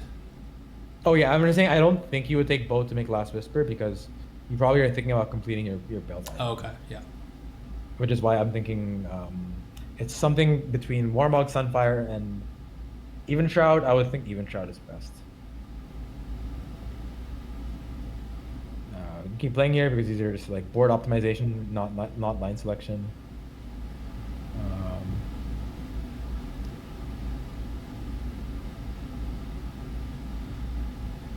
Is keeping that belt on that Trundle better than moving it over to the GP? You value the remover more? I think he already burned 1 remover, right? And so then he probably just doesn't want. I feel like in scrap you have to kind of save a lot. Holy, Yeah. he's pocketing so much gold because you will have to move the item up GP. You want to like move components every now and then. Like I start to value the removers a lot with like scrap. Okay, I guess when I get Gold Collector, I need to consider scrap more. Yeah, that was my thinking too when I saw this opener. I was like, this especially Crab Rape, you get so many items, right? So scrap starts to become better and better in that sense. Mm-hmm. So then now, I mean, he just gets a Ziggs 2 for free, so like it's very obvious that this is now scrap. We can go through the rest of the game. Because this is very clearly no longer line selection. This is just he even gets a scrap emblem. So He immediately removed, like wait, Oh, did he already have a Corki before this augment selection? Okay. I think he found one on stage 3 somehow. So he high rolled the units for Oh, sure. and He he got has the scrap Echo. them, I don't know okay. how he got in this spot, but he has all the units and scrap 6 scrap. Okay. Yeah.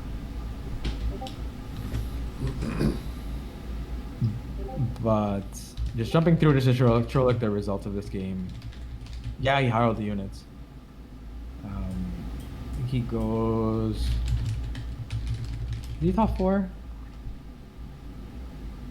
He's fighting for top 4. He's level 10. I mean, it is Crab Rave, and he also has he's able to make 70 econ, right?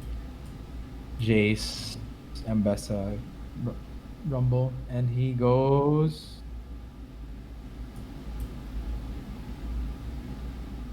Top 4, I assume. Yeah.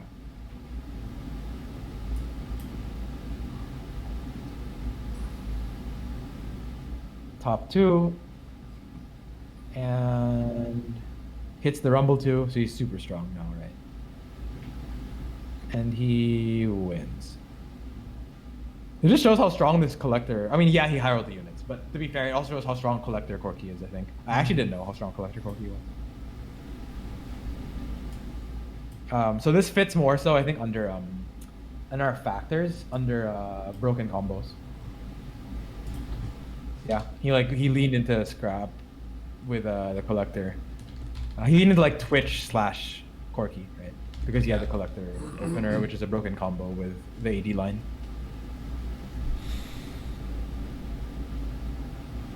Yeah, and Trundle makes it easy to like kind of go between the two. Yeah. Although I wonder if he didn't hit that early GP, if he would have defaulted more Twitch so more. Twitch, right? Yeah, I can see that. I think you can easily play towards either line, for sure. And at least his stats seem to like both lines. How long did he carry the GP for? So I feel like that was like kind of the linchpin to switch directions. He carried it until he found the Corki, I think, which was stage. He carried it until 3-3. He was starting to lose rounds already because it's a GP1. He didn't lose this though. Did he roll at all to find the GP too? No, he found this. I think he found this Corki off carousel. Oh. He gets this, and then I assume he moves up items here. Well, and he finds an Echo in the same shop, but he's already level 7, so it's like a little less high roll. I mean, it still is high roll, but like it's a little less high roll. Yeah, and now he's 6 scrap with Corki and Echo on 3-5. So I mean, this spot now cannot, unless this line is super bad. This line cannot be bad. Because if he which didn't, with collector, the stats say it's not. What's up? yeah, like if he didn't hit that Corki, this could have, and he didn't natural a GP. Like he's still losing this fight. Like if he didn't high roll the Corki off carousel, I mean Bow's a good item too, and if he didn't find a GP2 naturally, it may have been closer to like a 3rd or 4th rather than a 1st. Oh, definitely. I mean, the fact that he's first. Well, first of all, we already see these high rolling his units, and the fact that anyone is first in a lobby, YV1 is here, Showtime, like they're good players here. Like obviously he high rolled aspects of it, but yeah, I would tend to agree that if he didn't find the Corki off carousel and the early Echo, it's probably somewhere more to like 3rd to 5th is what I would guess. Okay. Which is fine. Because I feel like Twitch by default would just have a very slightly higher AVP than Corki.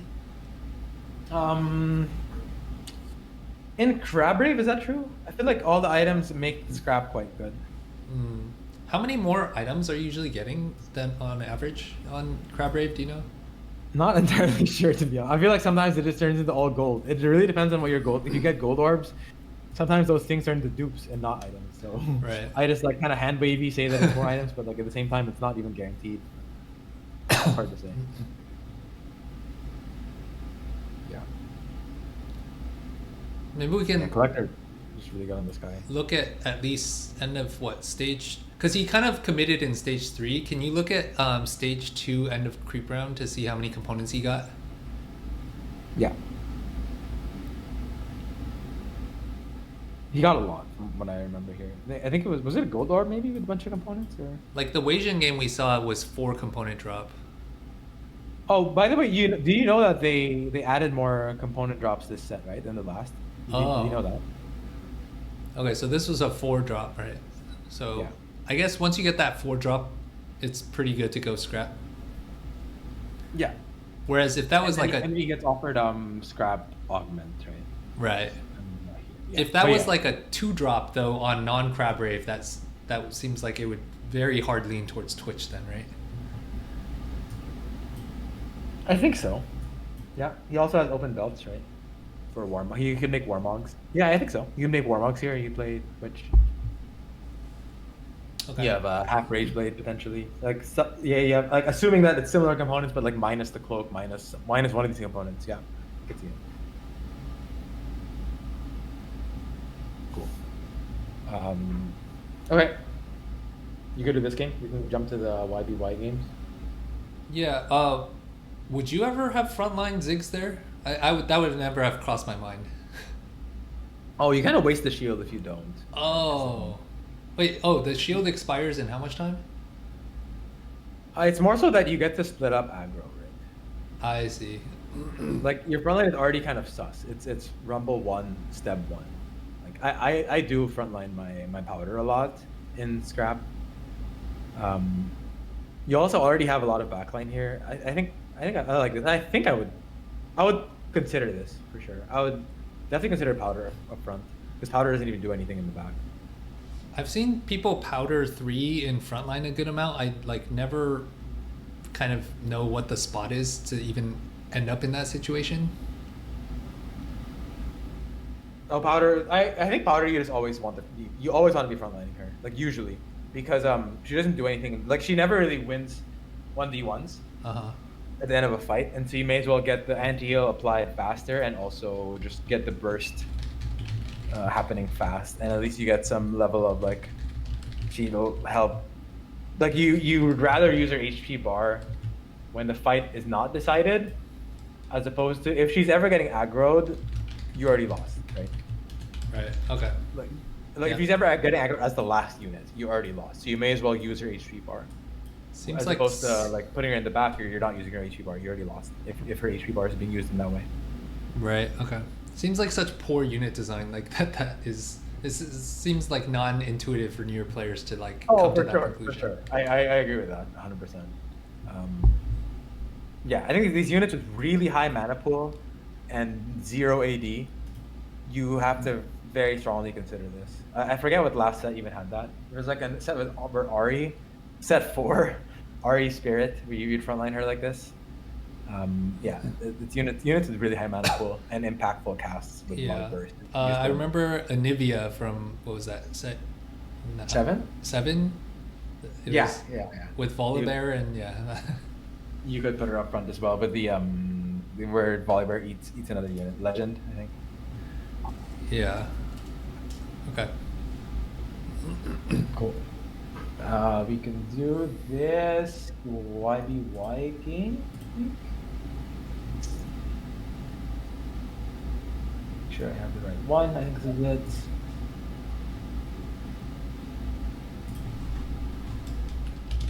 Also, by the way, I think I was saying with each of these skills, we would try to objectively assess our predictions on these games. But I thought with line selection it was very difficult because there's so many unknowns, and like to predict a line, I feel like shotgunning a lot of these is probably more useful than like trying to force ourselves to like objectively assess our skill level. We can do it with all the other stuff more so. I think with like augment selection, it makes more sense to like predict what someone takes given all your options, and then you grade yourself, and then do it again maybe at some point a second time, see how you've improved. But I feel like with line selection, it was very difficult to try to force ourselves to like be objectively assessing ourselves. So Yeah. I just kind of skipped that for this specific skill.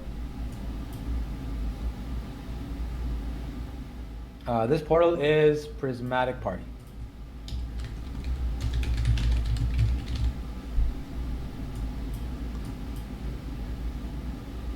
Anything you do here?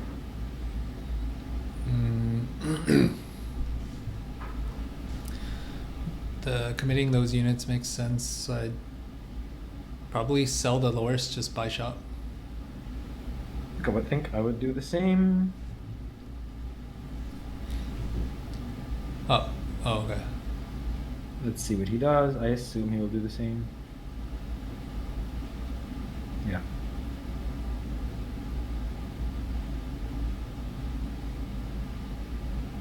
Oh wow, double flat.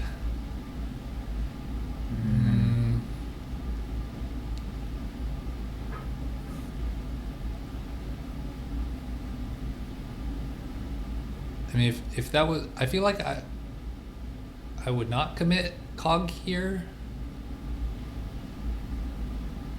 unless I had a rod. Yeah, the glove makes it a little annoying, but Because you have Aurelia 2, Vlad pair in shop. Steb, if you wanted to hold the Trundle and Powder, you'd want Steb. I feel like I would put in Aurelia instead of the cog. oh, instead of the cog. Gotcha. I think I would never consider selling cog here, right? Because cog is your only backliner. Hmm. And so if anything, I would probably. I think I remember getting this one right. I think I said you just commit the Aurelias, or like I don't know if he commits the Aurelias, but you're never selling Aurelia. You're also never selling cog, so you're selling Trundle. Like I don't think you value Trundle here, right? Because you already have 2-star Aurelia. Oh, okay. Okay. So I think you're willing to sell Aurelia. You're not willing to sell, because you're not selling cog. You're never selling Amumu. Because you're not selling Amumu, you're never selling Vlad. You're obviously never selling Aurelia 2. And so then you just sell. You're always selling Trundles to buy Aurelia 2, and then the question is, do you value having the guaranteed Sentinel and Singed, or do you sell Singed and Powder to hold the Vlad pair? I think that's the only valid decision. Is do you sell? You always sell Trundle to make Aurelias, assuming you drop no more gold, and then your question is just, do you sell Singed and Powder to buy the Vlad pair? Right. Okay. And I think he does. I forget now. You can watch. He doesn't commit the Aurelias, which is what I would have done, but he drops Rod. Yeah, he does that. Okay. Okay. That's birthday present in the middle. Yeah. Yeah. Sentinel and silver or prismatic. So if leaning towards Kog'Maw, then Prismatic Ticket makes a lot of sense. Sentinel could go down towards Heimer. Probably not birthday present. Yeah. I feel like you'd only really consider that if you already had like multiple 2-stars. Yeah, I also think both birthday present, you need a lot of gold to take it, like a Crab Rave, or because that way you get to, the more you press F, the more value you get out of it. Mm-hmm. And you need a lot of gold to press F. But so you'd roll. What would you roll here? Roll 2 Left first, and then probably 1. Yeah. I think I do the same. And now what? Level up, kind of same thing with birthday present, unless you have a lot of gold. So, cooking pot, I feel like I would just only really consider Twitch, Bruiser. Oh, that's not cooking pot. That's a Tactician's Kitchen or whatever. Oh, It wait. gives you a random. It gives you a fawn plus a random emblem, I think. Oh, Fawn plus random emblem. I think so. Yeah.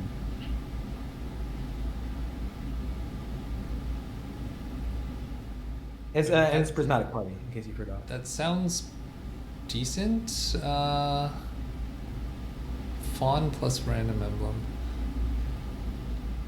I mean, given this board though, like the third one just seems like a lot more consistent.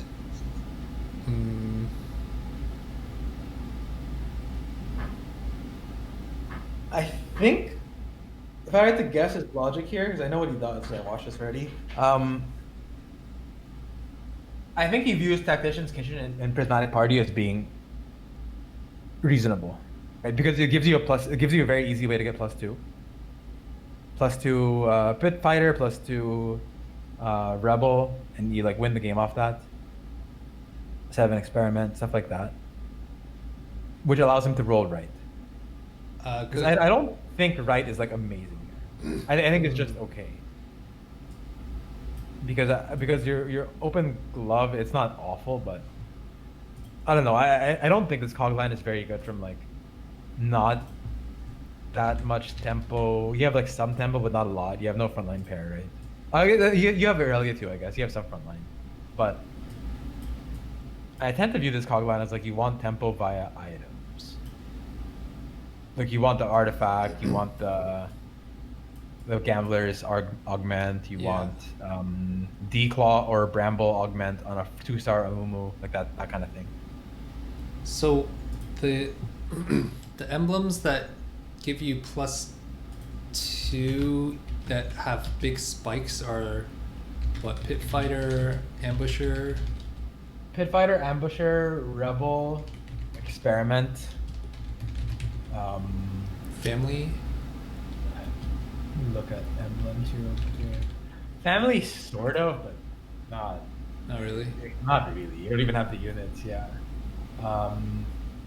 Black Rose is like pretty good, right? Like Black Rose plus, or even just +1 Black Rose plus Tactician Kitchen is not bad already. Right. Plus Spawn. Let's see, Bruiser Emblem. You can play Mundo potentially, right? There are many stuff I feel like that are okay with that line.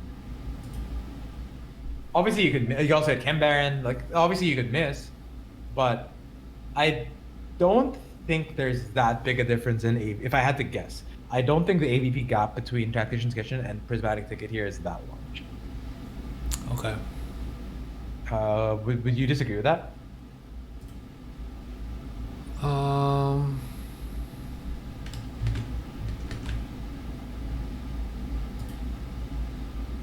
mean, I guess there's a decent number of emblems that you get where you, I mean, I guess by default, you're just assuming if you take that, you're sacking stage 2. Yeah.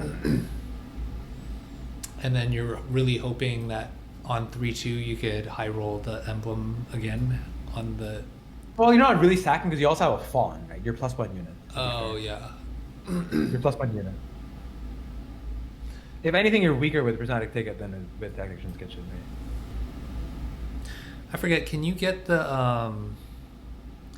what was that? I guess it's a gold augment, so not here, but if it wasn't Prismatic Party, the gold augment that lets you split up, can you split up a Fawn? Oh, you can... I'm not sure, actually. But yeah, I'm actually not sure. But you can't get it here anyway, I guess. Yeah, okay. Salvage bin. Yeah. I think they changed it so you can't. I think so. I know you can do it with emblems. I'm not sure. Oh, I don't know because they didn't have it last set. It was charm. It was a charm that allowed you to split. And I think they changed the logic. I'm really not sure anymore now. I forget if salvage bin allows you to do it. Okay. Yeah. I think I buy in that 2 is probably the highest AVP. Or like I would say it's like similar to 3. Maybe it's higher, but like it's similar, such that you would rather just buy a free roll. Similar enough, I guess. There's more to my argument. I think if higher, that glove was like something if else. If this is a bow, it's Hogma for sure. Yeah. Okay. If it's a bow, if it's even a sword, you just make maybe not sword, but like bow or bell. Yeah, it's just this glove makes it a lot worse, I think. Yeah. And also, if I had one more Amumu, then this becomes really good. I think. Mm-hmm. I mean, not really good, but it becomes better than the second such that I'm not willing to gold anymore. Or if he you rolls had here, and I mean, yeah, sorry, the game becomes a lot less interesting. Oh.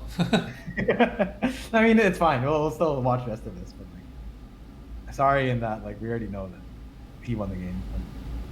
I mean, this has to be like sub 4.0 AVP, right? This augment. No worry, they're nerfing it next patch. Did you see the nerf? Did you see the nerf to it? No, I didn't. The nerf is that gold orbs no longer give bonus things. Give bonus what? So you know the augment says you get a prismatic drop on the next PvE, and in addition, every prismatic and gold orb besides that gives you bonus loot. Oh, okay.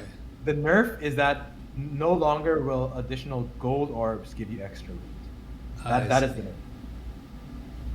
Which is like hardly a nerf. Oh, would you slam anything here? I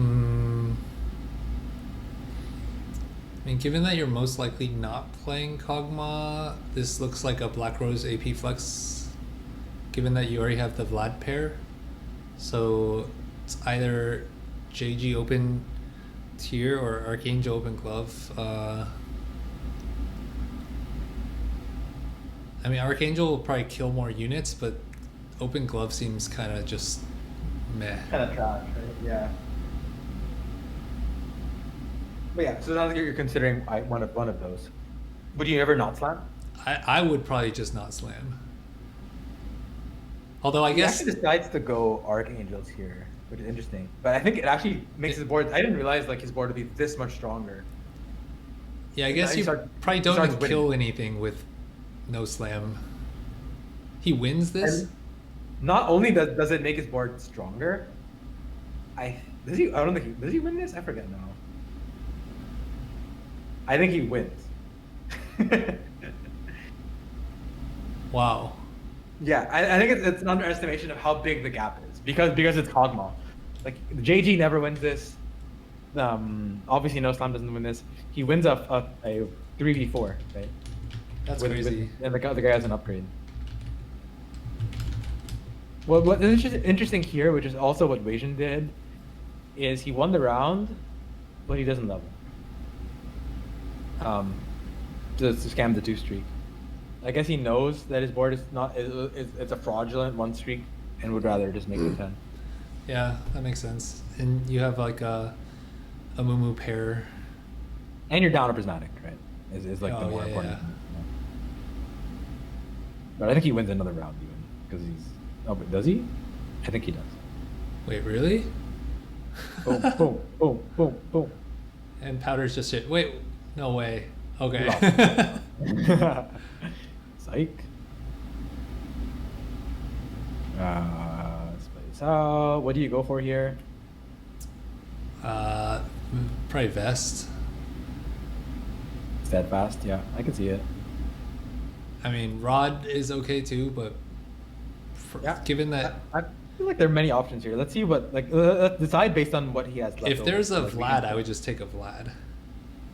Vlad is very good. Yeah, I agree with that as well. Fits Yeah. the board and goes on the board. What do you take here now? Either Vest or Rod. Probably Vest. I'm actually not sure what I would take. I feel like it's hard to commit. What do I take here? I think I would take Rod. Oh, He wait. takes 3. He wanted the belt. Oh. 3 cost belt, which I think is true. Is good as well, right? Just- Guard breaker very good. Belt, no slams also very good. Okay. Now you just mix that fast, I assume.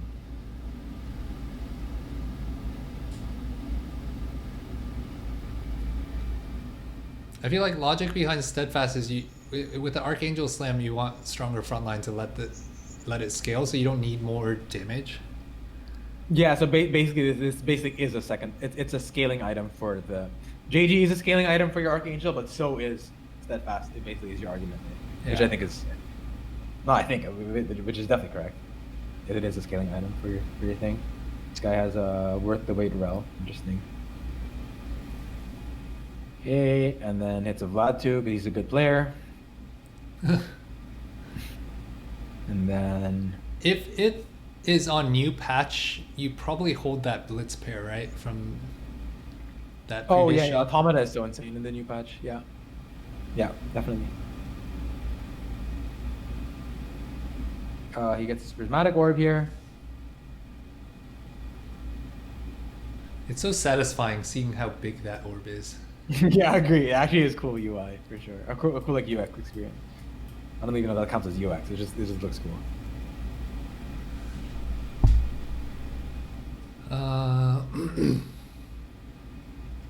And this is most likely black. Oh wait, no, you can still go Kog'Maw. If it's Kog'Maw, then it's Lichbane. But if it's Black Rose, then it's probably Zonia. So I guess here is where you guys kind of want to commit. Yeah. He didn't really scout, right? I assume nobody. If nobody else is Cog, I'm pretty sure it's uncontested. he does have a rod, so he's just missing the bow. He has pretty good item priority, and he already has the ward in front line. I mean, I think I would just take Lichbane. So if I'm not mistaken, and this is my first thought when I saw Lichbane is I don't think his components are good for it. I think, and it's because I can show this on. I don't know if this is true. I'm looking at it now for the first time. For this game, I looked it up for previous games. Mhm. Okay, I'm verifying it now, and it's true. These components are trash for Lichbane Cog. For Lichbane Cog, you want very specifically either blue buff or Shojin. Oh, yeah. The reason being, you don't care about AP anymore. You turn him into a Lichbane bot, where you proc Lichbane again and again. And so, like, an unfortunate part of a line selection is a lot of it is a knowledge check as well. Right? And with line selection here, selecting the Kog'Maw line with Lichbane is just wrong because you don't have the most core item for Lichbane, which is Tear. Right. Okay. You can still take Zhonya's here, put it on Cog, and then you get like I don't think that's true anymore. You get Gamblers, but then you have too many AP items, I guess. You could, if you really want to play Cog here, you could still like take, which I don't even think is bad. You could take Horizon Focus for Scar, and then you are gambling on this. But given he has a Silco here, he decides to take Zhonya's. But my first thought when I saw it was like, oh, Lichbane Cog. But then because I looked it up several times because I played Cog a lot, I just was thinking, wait, isn't Lichbane like a tier item check? And then Although Archangel isn't great on Silco, right? Because It's he not, already it's gets. So because you already get a bunch of AP. Yeah. It's horrible. So it's more So Zonya. I don't think that means you have to play Silco. You can just play. He's going to be stronger than Kog'Maw, I think. It's probably close, but I think he's stronger than Kog'Maw because you also have a Dominator here, and Yeah. you get to play. If you find a Morgana, you play Black Rose, and then you can just Okay. Archangel. I don't know what this is yet, but we'll see. Yeah. But yeah. Who do you take here? I mean, then he can do Kog'Maw reroll with the Gambler's Blade. Although you, But now he had too many AP because Yeah. Gamblers you really want Rage Blade. I guess Yeah. you could make it, but then what happens to his Zhonya's? I think you can't Cog anymore. I guess it's hard. You could, I guess, if you go Zhonya's, Archangels, Rage Blade, Frontline. Maybe you could. right? But I think if you take Gamblers, you cannot Cog. Okay, so then Oh, sorry. If that's not clear, please like speak up because yeah. The reason I'm saying that it is because Gamblers plus Zhonya's plus Archangel is not a combo. yeah, you And need these are- Rage Blade. Yeah. Yeah, you kind of really need Rage Blade. With Yeah, Lich Blade, you yeah. need Tears, and then with Gamblers, you need Rage Blade. Yeah, exactly, Okay. exactly. So assuming we're playing some default Black Rose AP flex, then I mean we have Archangel, so I think just taking the Anima probably makes sense. Just buff your frontline Garen. Yeah. Also, I don't know where you are. Like the artifact changes is set, but this item is, as far as I know, like one of the best frontline artifact items in the game now. One of the best for what? Frontline artifacts. It's Oh, okay. it's really good. It's really good now. They changed it so it gives you armor and MR, gives you 400 flat HP, and healing max HP every second. It just gives you so much in the way of like tank stats, Yeah. HP, resistance, healing, just everything. Oh, it's actually the best tank. Yeah, it's by far the best tank. Like there aren't that many tank. Actually, there are a few. Light shield, Anima. I guess Hull Crusher. Hull Crusher technically, and moguls, and it's the best. Yeah. Okay.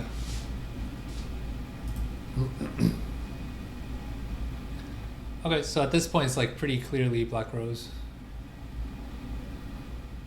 I think so.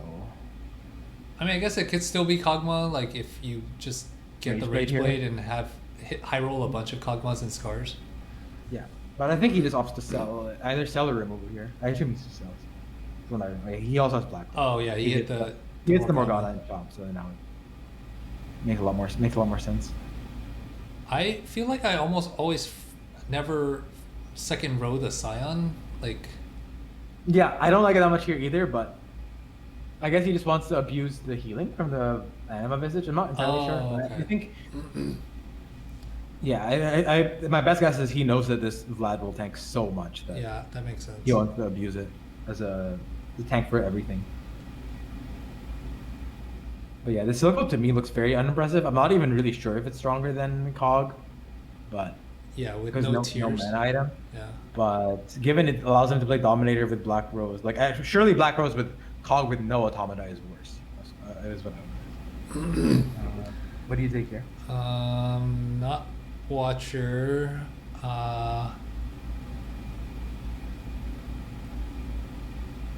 Like, if you take Invested, it's what, fast 9? I think by default probably take 1 just because you have the anima, so and you have the extra Scion, so it benefits like kind of frontline more, and you have the scaling Archangel, so it kind of works all in the same direction. So probably 1, roll 2, then 3, then see where we go. I think I would agree. I think I would consider 3 a little more strongly than what you're stating, but YBY doesn't. He rolls 3, I think. Or he's looking at other people's augments here. I'm not sure. I mean, he's a very, very, very good player. It could be that he's considering people's caps. Yeah? How high cap is this guy's board? How high cap is this guy's board? How high cap is this guy's board? And will that determine my willingness to take invest? I don't know. Obviously, I can't even listen to his audio because he's speaking Vietnamese. Yeah, I mean, that Camille board is pretty much playing for first, right? Like that. Was there a Pris Pipeline Camille? Yeah, Pris Pipeline. This guy already with Silvermere Dawn and Living Forge, Prismatic Pipeline. So like sacking for level 9 is just not good in this one, right? So this is just strongest now and still very good later, stronger than this, right? I don't think you ever considered this because you'd be itemizing Casio right now, which is not very good. So you roll that. This is Silco and Vander, I think. Oh, okay. I've seen Wasian Iverson consider this when he already had a Silco. In fact, he took it. One game when he already had a Silco, gave him Silco pair. But it didn't go well for him because he didn't hit the Silco 2 even with the pair. He didn't hit it until way later. I imagine because he also had like either 1 or 2 Shoujins. In this spot, you're already like not happy. Oh, this gives you a Shoujin, I guess. But you're already not happy about your Silco items. I know what he takes here, but I don't think this is a strong consideration. Have you ever taken that on live, the third one? No. Okay. I haven't. I played that. But the fact that I've seen Wasian take it makes me think that it's not like... It's not horrible. Never. But it's mainly about just getting a Silco copy. I think it's a mix of both, because like you get to start stacking them as well, but like, yeah, it's hard to say. Because I think when he took it, his reasoning through it in his stream was, the reason I took this was I thought I would instantly hit Silco 2 and 4-2, rolling 10 golds because it's uncontested and I have a pair, and then I go 9. That was his thinking, is that it gets him Silco 2 instantly and go 9. But then it didn't come to fruition because he didn't hit the Silco 2 in 10 gold. He hit it in like 60 gold. So the game went very differently. If you're playing that board, it's mostly like you just play Vander with Garen and then just a Black Rose around that? Or like... I think he did Vander instead of Garen. That's what I've heard people say, is you just play Vander instead of Garen. Okay. And you just play all the Black Rose units anyway. Okay. I don't know if you saw, during PvE, I played that with Hall of Mirrors with... Oh, I remember, yeah. It was bugged as hell. That was so insane. I remember that. And then they just removed Hall of Mirrors from the game. That was so funny. Okay, so yeah, you don't want more rods, because if you're going to play Silco, Dominators already give you enough AP. Probably even not... if you're playing Malzahar, like, it's just not good enough right now. Yeah. You would, like, in order to make this good, I feel like you would need... Yeah, Spark Slam is okay. You would need to not have Morello and then a Bell tier. You would need to have like an open tier and already have mana items so you can make Archangels with the 3rd rod. And the 4th rod is like, you're just like, whatever about it. Maybe I can make like a Death Cap or a Crown Guard or something. But in this spot, it's definitely not. Like, you're not going to go fucking Spark, Warp, double Warmog, or double Death Cap, obviously. Yep. One. Especially in assuming that he's using the logic we said, which is that someone already won the game, so let's just take some strength right now, save HP, and it doesn't really fall off either. It just our cap is, I mean, not so our cap, but like we're not expected to be able to roll that much on level 9 in this game now because we're kind of not that rich, compared to if we would have taken invested. Wait, what? Oh, never mind. just jump around a bit more. Like, given that we know he's committed already to AP flex, but like we can still see like, does he make any more interesting decisions in terms of what specific AP line he plays, what items he tries to take here. What would you take here? Does Oh, is tier top tier. taken? I mean, tier is obviously the best, but then It's Rod- gotta be here, I assume. Yeah. tier. Wait, what? Really? He had the option to take a tier and did not. What? Wow. Oh, you want Spark? I forgot what he took here. I don't know why he doesn't take tier here. I mean, I guess he wants Spark is stronger right now. Yeah. And, Yeah, it is stronger. And if It you're is, assuming that Camille won the game, then you just want to preserve HP, try to streak. Yeah, as we say it now, like I assume that was his logic, right? I don't tend to do a 3-2 scout to see people's caps. Do you do that often? No. 3-2, you look around, how capped are people's boards? The only situation I do that is like on the Wandering Trainer one. Yeah, you see if someone already like literally won the game off of +2, right? Yeah. Yeah, assuming that's his logic, then this is super good. I feel like I would always just auto pick tier there, but I mean, if that's his logic and it works out, which I assume like logically it makes sense, then he's just better. Which I mean, we already know he's better, but he's just even more. He's even more better. What is this Nocturne doing on this board? Like, I feel like Automata sucks, right? Oh, I guess it's just more armor MR. Yeah, and like what else is it gonna be? I guess like visionary for his Morg one, like there's nothing else. Just like best unit, I guess. But I guess you could go double VAD. Double VAD may arguably be better. It does give you a little more DPS. Like if your goal is just to kill units, which I don't think it is. Your goal could still be to like win rounds here. Yeah, I would think double VAD's actually stronger here. We have to look at the fight summary to see how much damage the Nocturne plus one really did. Also, this start of fight positioning, given that there's a Camille player and a Violet player, like you probably don't want, like you're not getting shred on the rightmost unit, right? Like Yeah, it's out of range of the spark. yeah. So you want that Scion to the left and like Nocturne probably on the left. Yeah, I could. Yeah, I could see it. Like you just have Scion and Vlad in the front two rows. Yeah. Everything else like a row for the back. Yeah. I actually think about it a lot. Like the spark sounds like you do as well. The spark / even shroud being in range of like the high prio targets is very important. And it just shows that even like players at this level, if they're streaming, they're gonna miss him. Maybe even if he was streaming, he'd miss some stuff. But it just shows that they're so much better at the other aspects of the game that they can afford to make mistakes like these. Yeah. And still be as good as they are, right?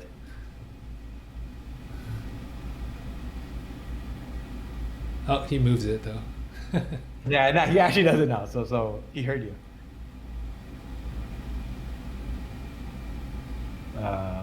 Okay, let's just watch it roll down now, I guess. I think I remember watching this live now at this point. I think I started watching because it's just like a very important game. This was like to help. See, people are mentioning Wasian Iverson in donations. He was trying to stay ahead of Wasian Iverson to win box to box, which he did. So he levels early on 8 here. Wait, did he skip? He didn't see any copies of Heimer, or did he skip them? Let's watch. Seems surprising. He rolled down to 10 gold without finding. A single Heimer, yeah.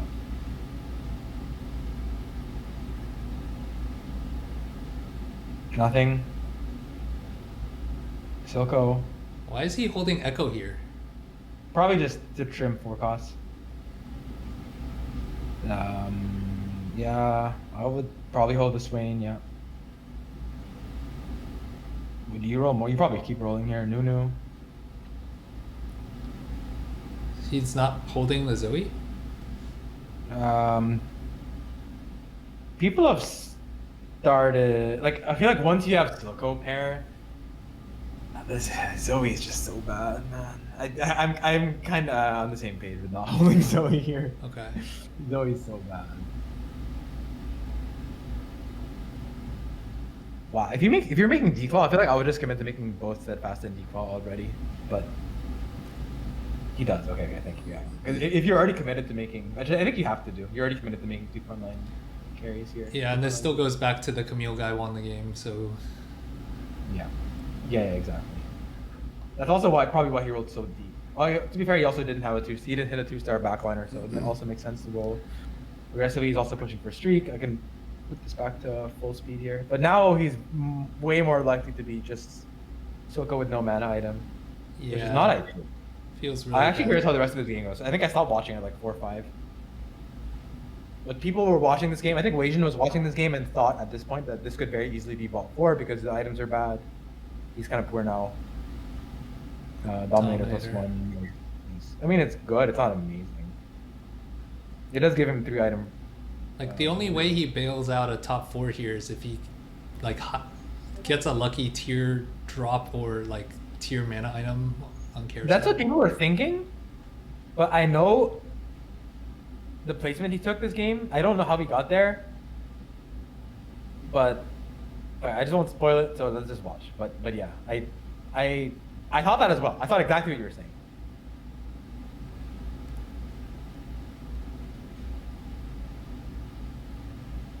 You can see like the delay as he places units because of his insane ping, as he places items as well.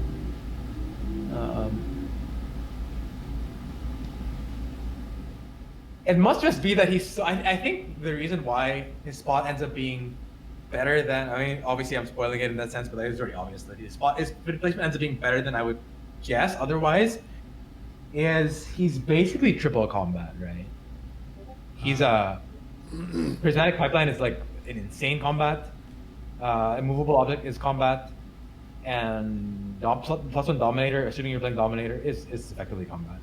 Wait, what? He won that? I guess the scaling Silco guys just did so much damage.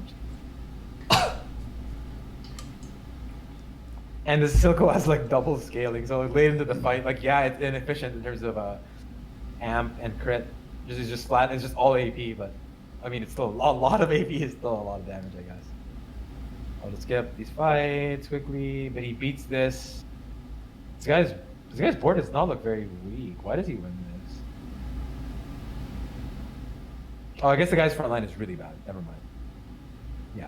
The other guy has 1 front line item and he has 6 plus immovable object. I think that's the one thing we have to consider is that his front line is absurd, right? He's a movable object and 2 triple item tanks. Yeah. It's so insane that like, yeah, you don't have mana, but if the fight lasts twice as long, you effectively cast as many times anyway. Nonetheless, he's losing rounds. That Mal's so scary. Yeah. It's fine. Shit, next patch. No tier again. Which is the downside of like playing for tempo and preserving HP is you're just really screwing yourself long term over not getting a tier. I mean, you can say the opposite. You're really screwing yourself by dipping in HP by sacking for tiers. But I mean, true. yeah, I see what you're saying for sure. I see what you're saying.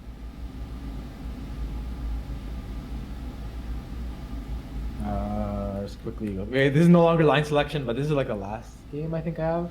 Okay. I mean, I assume that Camille wins the lobby. How deep did he roll for Anomaly? He rolled not. I think he just rolled for any tank anomaly. Oh, okay. He rolled like once, and he just took 1,000 HP. And this guy, Dominator Malzahar. Oh, that probably helps swing this game quite a bit. Dominator Malzahar is really good. No mana item though, but it still really helps his DPS. Given he's no mana item Silco, so his DPS is like lacking. I mean, this guy's board looks pretty weak. So. I mean, he's worth the wait, Laurel, how strong can. Oh wait, did he just hit a Mundo pair? Oh, he just hit the 3rd Mundo here. Mundo, and I actually don't even know how to play LeBlanc on this board. I guess over Morgana. You can actually play it.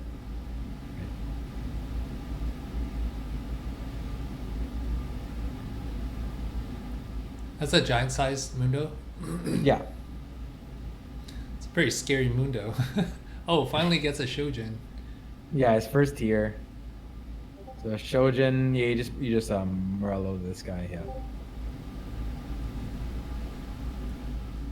Yeah, and at this point, I feel like you can easily fathom the top 4, right? Triple combat. Yeah. You could still go 5th here, even 6th if you're really unlucky, but this is very likely top 4 now. Your HP's ahead. You hit everything. You even have a Malzahar. You have like reasonable items now. Archangel is quite mid, but I assume it's. I remember the placement he takes, so I assume this is why now. I think like if you really never drop tier the whole game, like you're still 50-50 on last anvil, right? Yeah. Do you hold that LeBlanc to, because that's your next in, right? Like you. I would, because it's very clearly your next in. What else are you playing on level? But Yeah.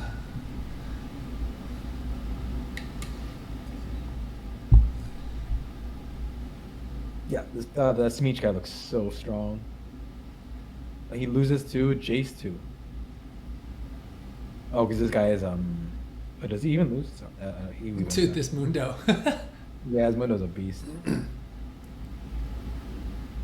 6 Dom, Visage, Decoy. Yeah, this thing is so strong. This Mundo just I won't assume- die. Surely he never wins this. Yeah.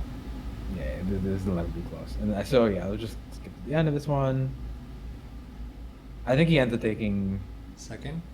second to he hits a Mordekaiser 2 and he takes second to Camille. Pretty sure. Yeah. I think really well played. Not taking the tier off of stage 3. I mean, yeah, he got tier eventually, but like he saved so much HP. I think like mid game. But I think with the spar, I mean, it sounds good to say, and we give him credit for it. I mean, I think it's correct.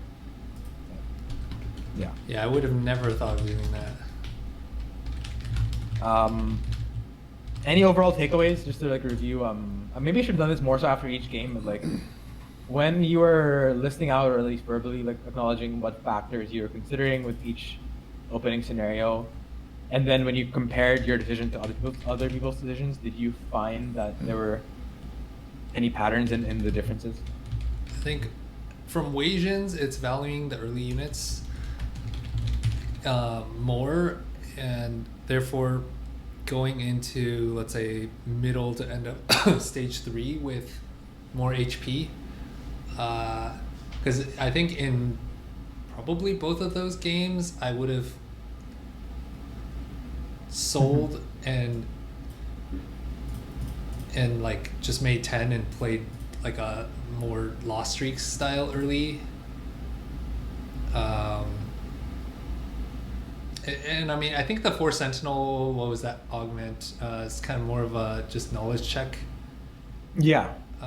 Yeah. It still like pointed towards him knowing his early units because he had a singed pair, but in addition, he combined that with knowing that Shield Bash is like fairly good early for killing units. Right? He was 95 HP going into stage. Yeah, but more importantly, from that first game, it's not that I shouldn't just be looking at board strength in present state, but like basically if I have a bunch of pairs, I should basically assume I'm at like close to high board strength as opposed to just binary 1 or 0.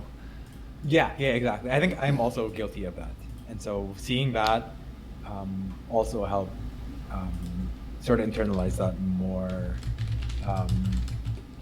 Even as his Sentinel game, he kind of showed that as well because he leveled with just 4 Sentinel, but like clearly you look at that board, like all you need is any backliner and you start to become strong.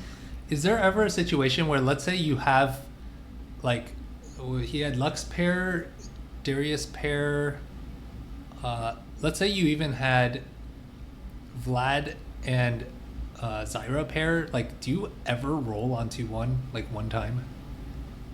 I've seen that before. I think it's more so the case if you already had. I mean, if you have like a win streak more so augment, you would. It's more so in 2-2. If you had 1-2-1. Oh, okay. I've seen that before. You win 2-1, and then you could go both ways. Let's say you have like Darius pair, Draven pair, and you could make an 80 item somehow, and you have Lux pair, a Mumu pair, something like that.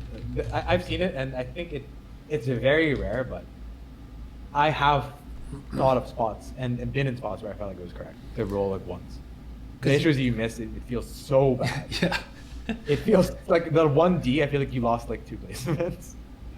If you have, I mean, that's probably not true. Probably lost like 0.8 of a placement, but it still Yeah. feels awful. It's a very much more clearer if you have like something like prize fighter or like some type of win augment. Yeah, to incentivize further winning. Definitely. But you have to then roll once on 2-2 and then also level, so you're like super poor. You have to 5 streak, and even when you Yeah. 5 streak, you still don't feel that rich. Yeah, you have to be really sure, and also like you're also fucked if someone else hits something insane. Like playing that way, I've done that way before. I've done that.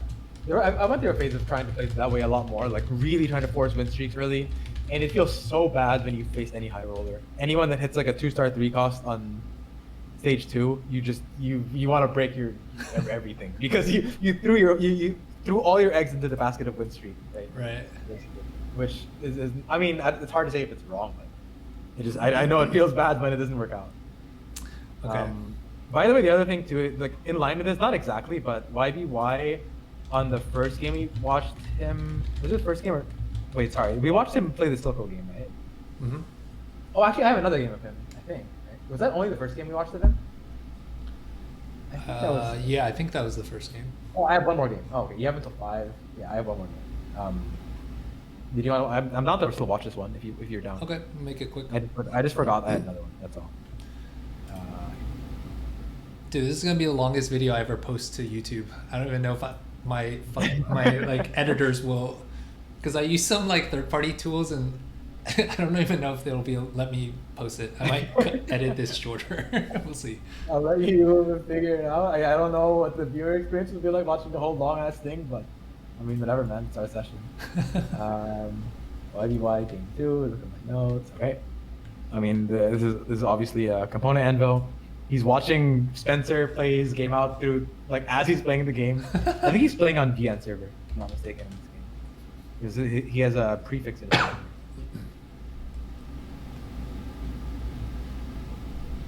Not that it should change that much about what's strong and what's weak, but... what would you... I mean, here is pretty obvious. You just hold the Lux. Yeah. Hair. And the Aurelia. Yeah.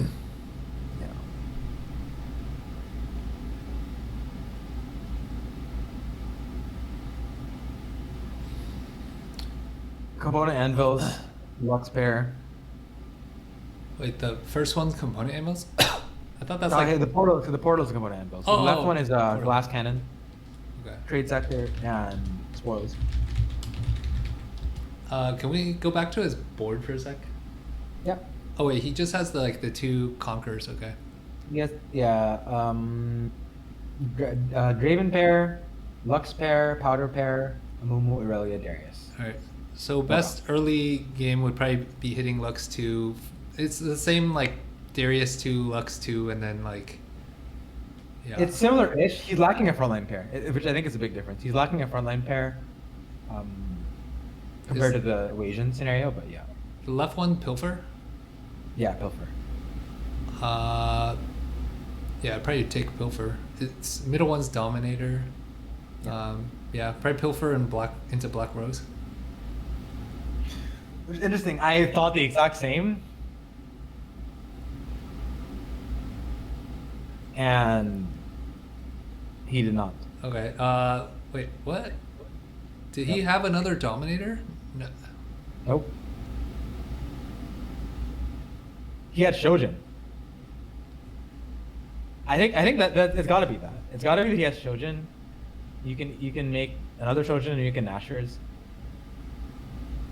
And Did he already just have an know- Amumu too? No, he didn't, right? no, he didn't. But he has Blitz, right? Blitz is like reasonably good frontline. Obviously, he's not amazing, but like it's good. I don't think I would have ever taken this. I would not have either. But like basically he's again just like, I mean maybe not again, but He really likes Dominators. he feels that he's really strong, right? Which to be fair, looking at this board, let's say this is Umu 1. It still looks strong to me. Shojin, assuming he hits, I guess Nasher here is sitting behind 2 anvils, so we didn't see it, but I mean this Lux looks like a beast. Yeah. Does that mean he'll win streak? Like, I feel like his odds of 5 streaking here are so high. Even with Lux 1.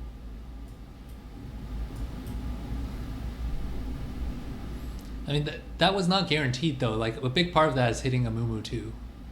right? Yes. Is that true? He loses this, by the way. I'm saying that. Does he lose? No, he won. He doesn't. He doesn't. Oh! It's so close.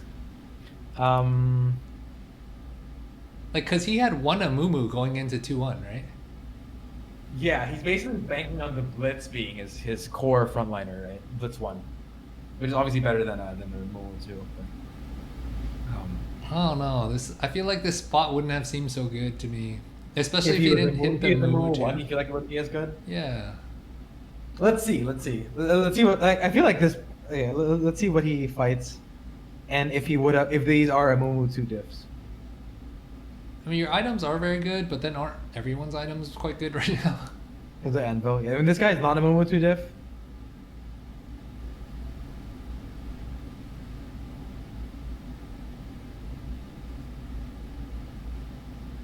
This guy's piss weak. But 6 Dominator is like really strong. I think if he hits his Lux too, I don't think this Momo 2 even matters. Yeah. Like Dominator Lux with these triple items, I feel like it just shields everything. And you only lose to like really strong boards, I feel like. But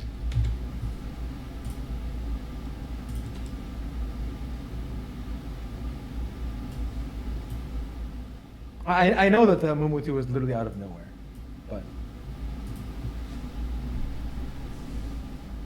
Yeah, I guess Lux really like synergizes well with the game plan of Dominator.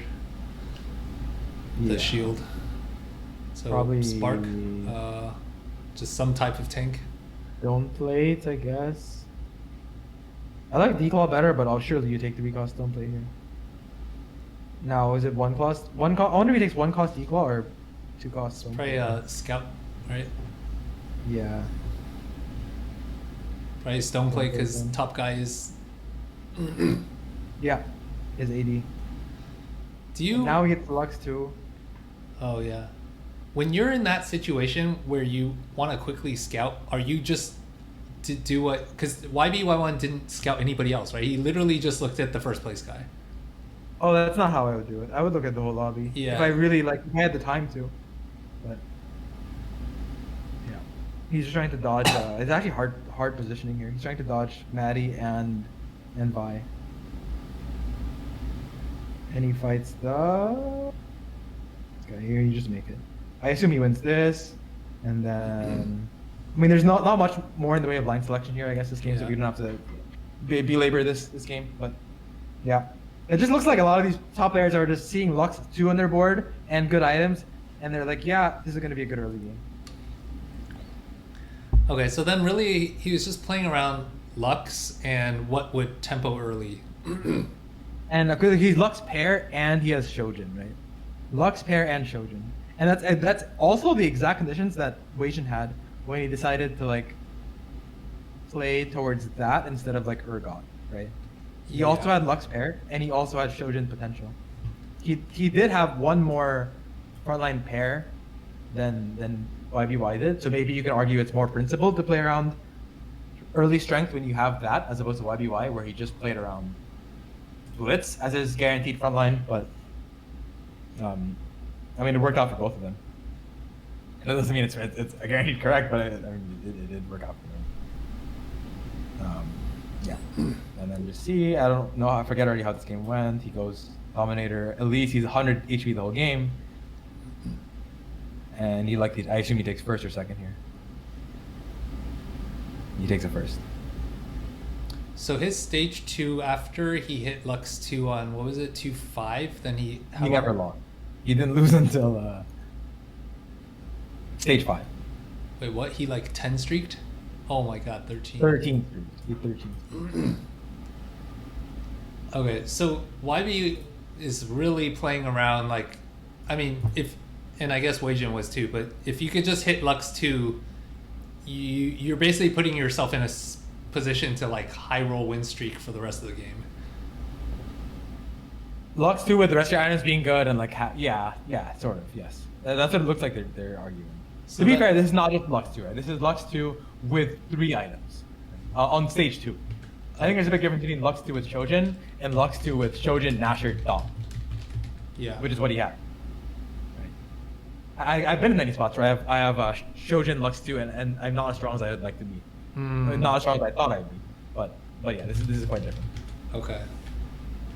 Okay, that makes sense over Pilfer.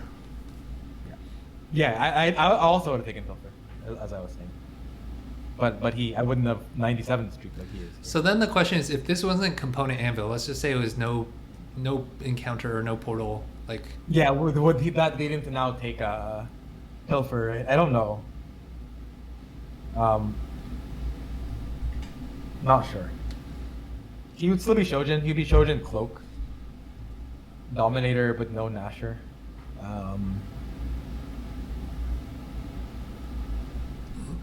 I would think you're a lot more less likely to care about, like, to think you could 100 streak with Lux, but maybe I'm wrong.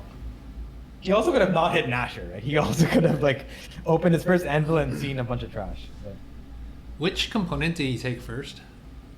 I assume Belt. I mean, Belt or Bow is very easy when you see either of those. Right? Yeah. Let's see what he found. Oh, he found an early Elise, it looks like, as well, because he's really good at the game.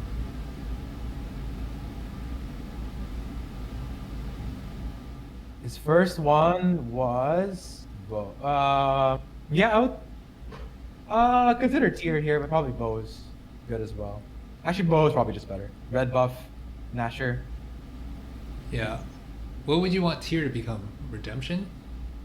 Double Trojan is really good. Oh. So like, Tier gives you 2 outs. You can make a frontline item. You can make a Shiv. You can make Okay, yeah. double Trojan. Double Trojan is like basically True Bliss on Silco. Yeah. Double Shojin True Bis on 4 Dominator or mainly 6 Dominator? I think it's either. Let's look. Silco, 3 item, Shojin. Let's go 4 Dom first. Very good.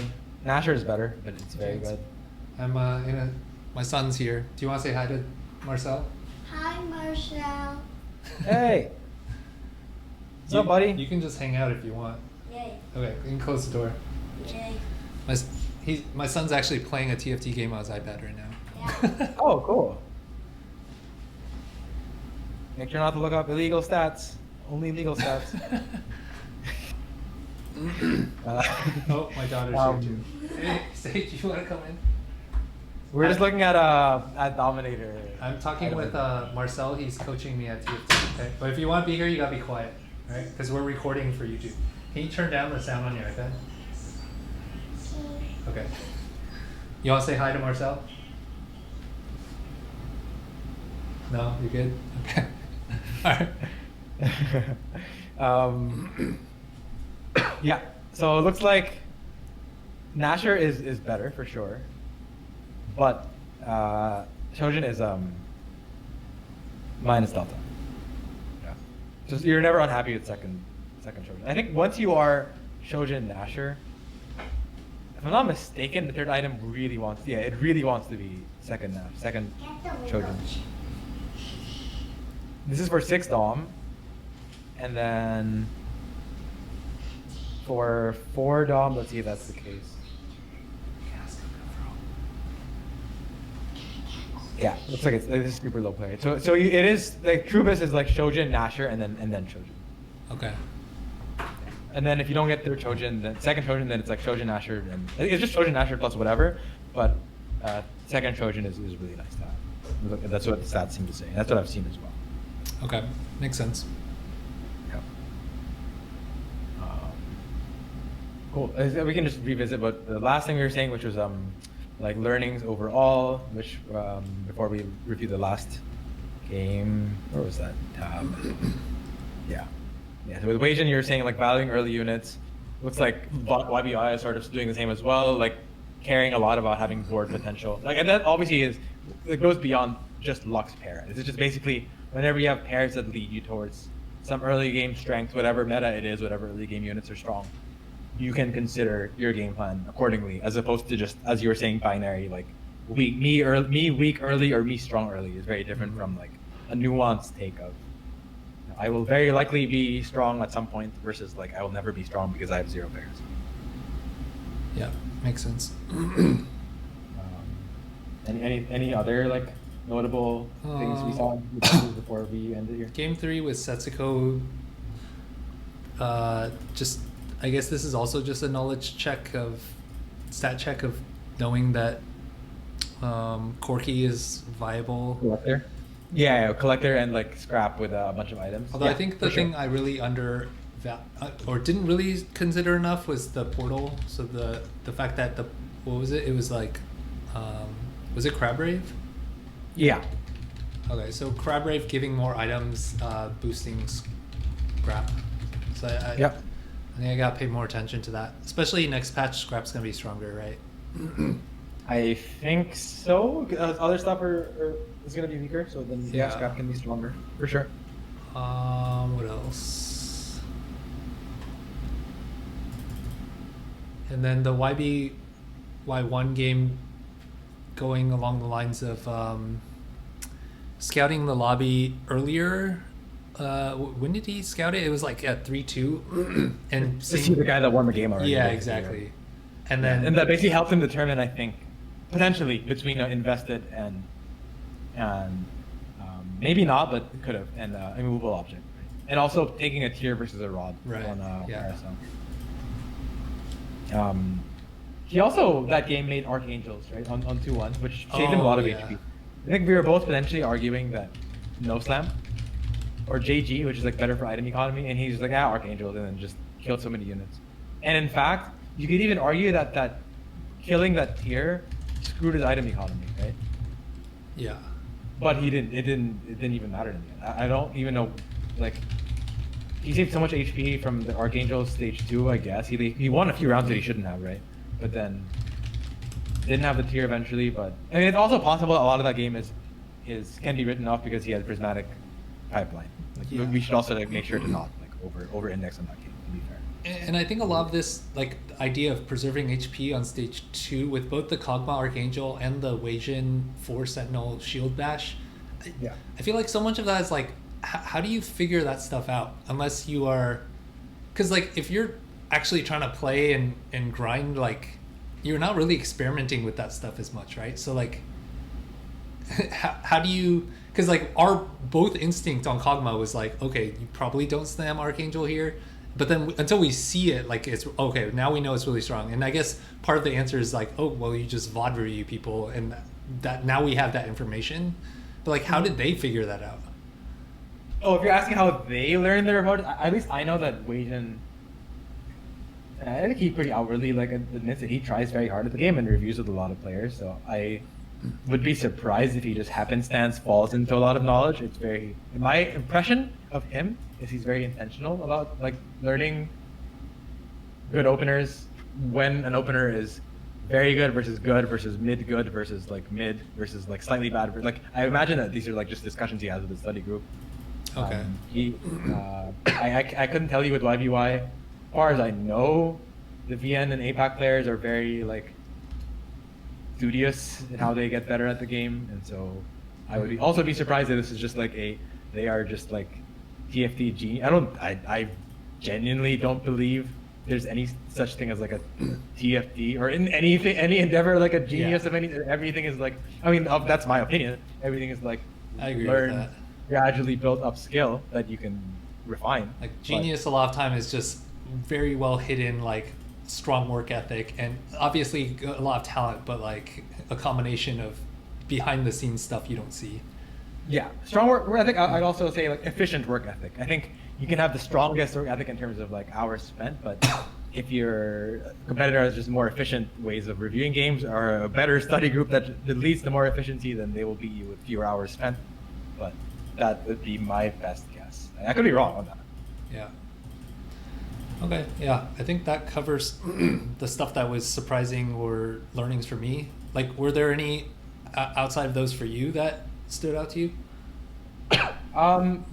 The main things for me were there was one other Setsuko game which I saw, which Unfortunately, I didn't get to save. I think I just mistakenly did save link for it or something, but it looked like players are really angling towards. There's another waiting game I saw, which I don't think I put anymore, which was in these list of games where he took cooking pot. Setsuko also took cooking pot. In the game that I said I left out, where he went into like he wanted to play Camille, but it was contested. Then he played like a collie. It just looks like, as far as like the factor of broken things, like do I have any broken combos / augments? This one seems really key. You have to, and this is like obviously a knowledge check, but these top players, in addition to doing the stuff like this, especially that we may be missing. I don't know how they know all the broken stuff, but they do. I think whether it's they downplay how much they search stuff, or they just have really good intuition, or they look up stuff a lot. I for example didn't even know that Collector was that insane into the AD lines before this VOD. So whether that's I don't know what my main learning from that is. Like obviously in the interim, it's like yeah, now I know AD line. Like I think the more important thing is like how do you come to that knowledge, right? Obviously. In every new patch and every new set, and it's so many things, right? It's like searching stuff, it's talking to people more, and then the other broken stuff for this, like learnings for this specific patch. Urgot is way better than I thought. Like you can actually lean into him, like in spots where you don't have anything else. Having him be like a B tier line is, when you have like reasonable augments for him, reasonable items, is a big thing. Yeah, those are like the main things I think. Okay. For me. And in addition to the stuff you said as well, I think a lot of stuff you were saying about, we were covering for your learnings about like early game board potential were also like clicking a little for me as well when watching. Cool. This was super helpful. Appreciate you taking the time to prep all of this. Yeah, I think it's. I'm glad it's working out to be helpful for you, and then I mean, it's also very beneficial for me, like selfishly as well. So like, I don't mind because it's really helping me too. So Nice. And that was my whole like excitement with working with a player that it's like we're basically at a similar level. That stuff will be beneficial for both of us. Oh yeah, it'll be mutually beneficial, I guess. All these coaching sessions. Yeah, agreed. All right. So when are you flying out? I fly out in a couple of days, so I'll be out for a bit. But then once the tournament's over, I'll be spending some time in the Philippines, but I'll still be down to do sessions then. So I will message you about like scheduling the next session. So. But yeah, but probably not for the next like 5-6 days. Okay. So I'll wait for you to hear back from you then on next session. Otherwise, good luck at the tournament, and I hope people kind of, I expect that people are gonna be generally supportive in person. I hope there's nobody that goes up to you and be like fuck you or anything.